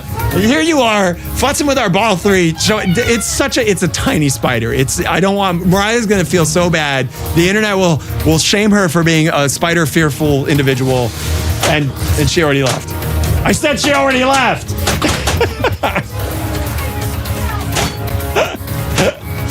Less than 1 centimeter. Its body is tiny. It's all legs. That means, what is Alexa even talking about? It's bigger than my necklace. Look, first off, its body is the size of 2 feet. Think of how many excellent insects that thing eats. Leave it alone. It is harmless. It's a pill bug eating spider. It's a common house spider. Look, there's a magnet spider in this, so like I know everything about spiders now. Hey, I fought off that Indiana guy. How hard can it be? She's not gonna get any sleep tonight.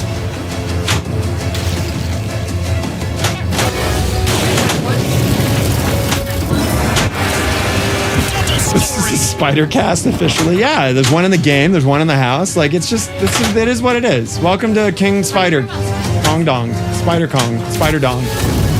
Spell King Kong to battle T-Rex. This officially, I did just get screwed by the magnet spider, which is true. Yeah, that is true. I do love Keith Elwin's super dry humor is definitely in it. I love the call out where it's like spell King Kong to fight T-Rex. Like no, don't spell King Kong to fight King Kong. Spell King Kong to fight T-Rex. Because you play the survivors in this game, right? You play the adventurers, right? Right. As opposed to Godzilla, where you are Godzilla. Yeah. This is not a good multi-ball. Oh, maybe we can save it. We gotta distract Kong. That's 3 jackpots. Give me another one, please. Airball. No. I'm going to have a decent game. Go! I have the ball back, Mr. Magnet Spider, please.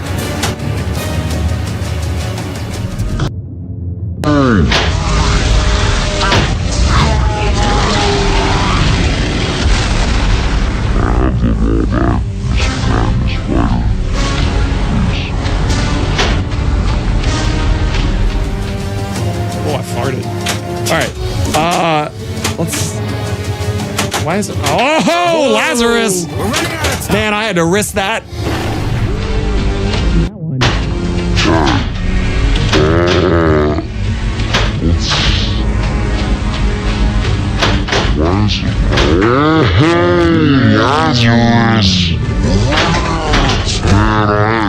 There you go. That's the flow, man. Great flow. 3, 2, 1.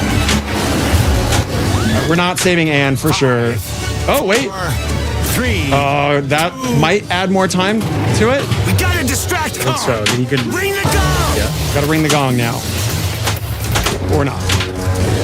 Ringing the gong might have added time to that because we did get a few extra seconds somehow. I feel like the starting games are just generous too about giving them some time to shoot even after a mode is ended. Yeah, the grace period on most Stern games is pretty big.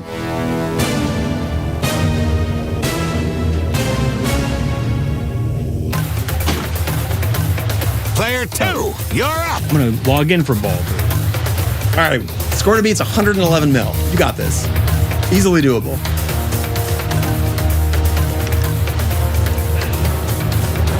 I used to have this on my Apple Watch as a background. My watch recently crapped out. All right.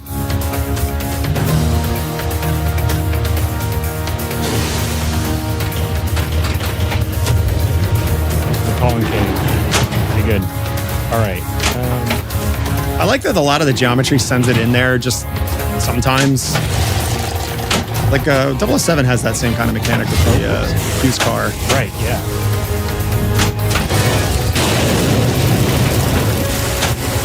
there's a lot of stuff that I really like in a pinball machine that's in this. Like I like side gate saves that you can like sometimes save it. I love those.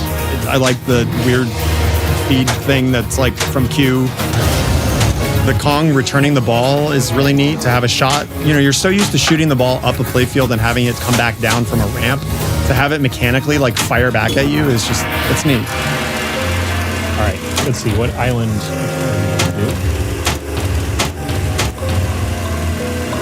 Pterodactyl attack.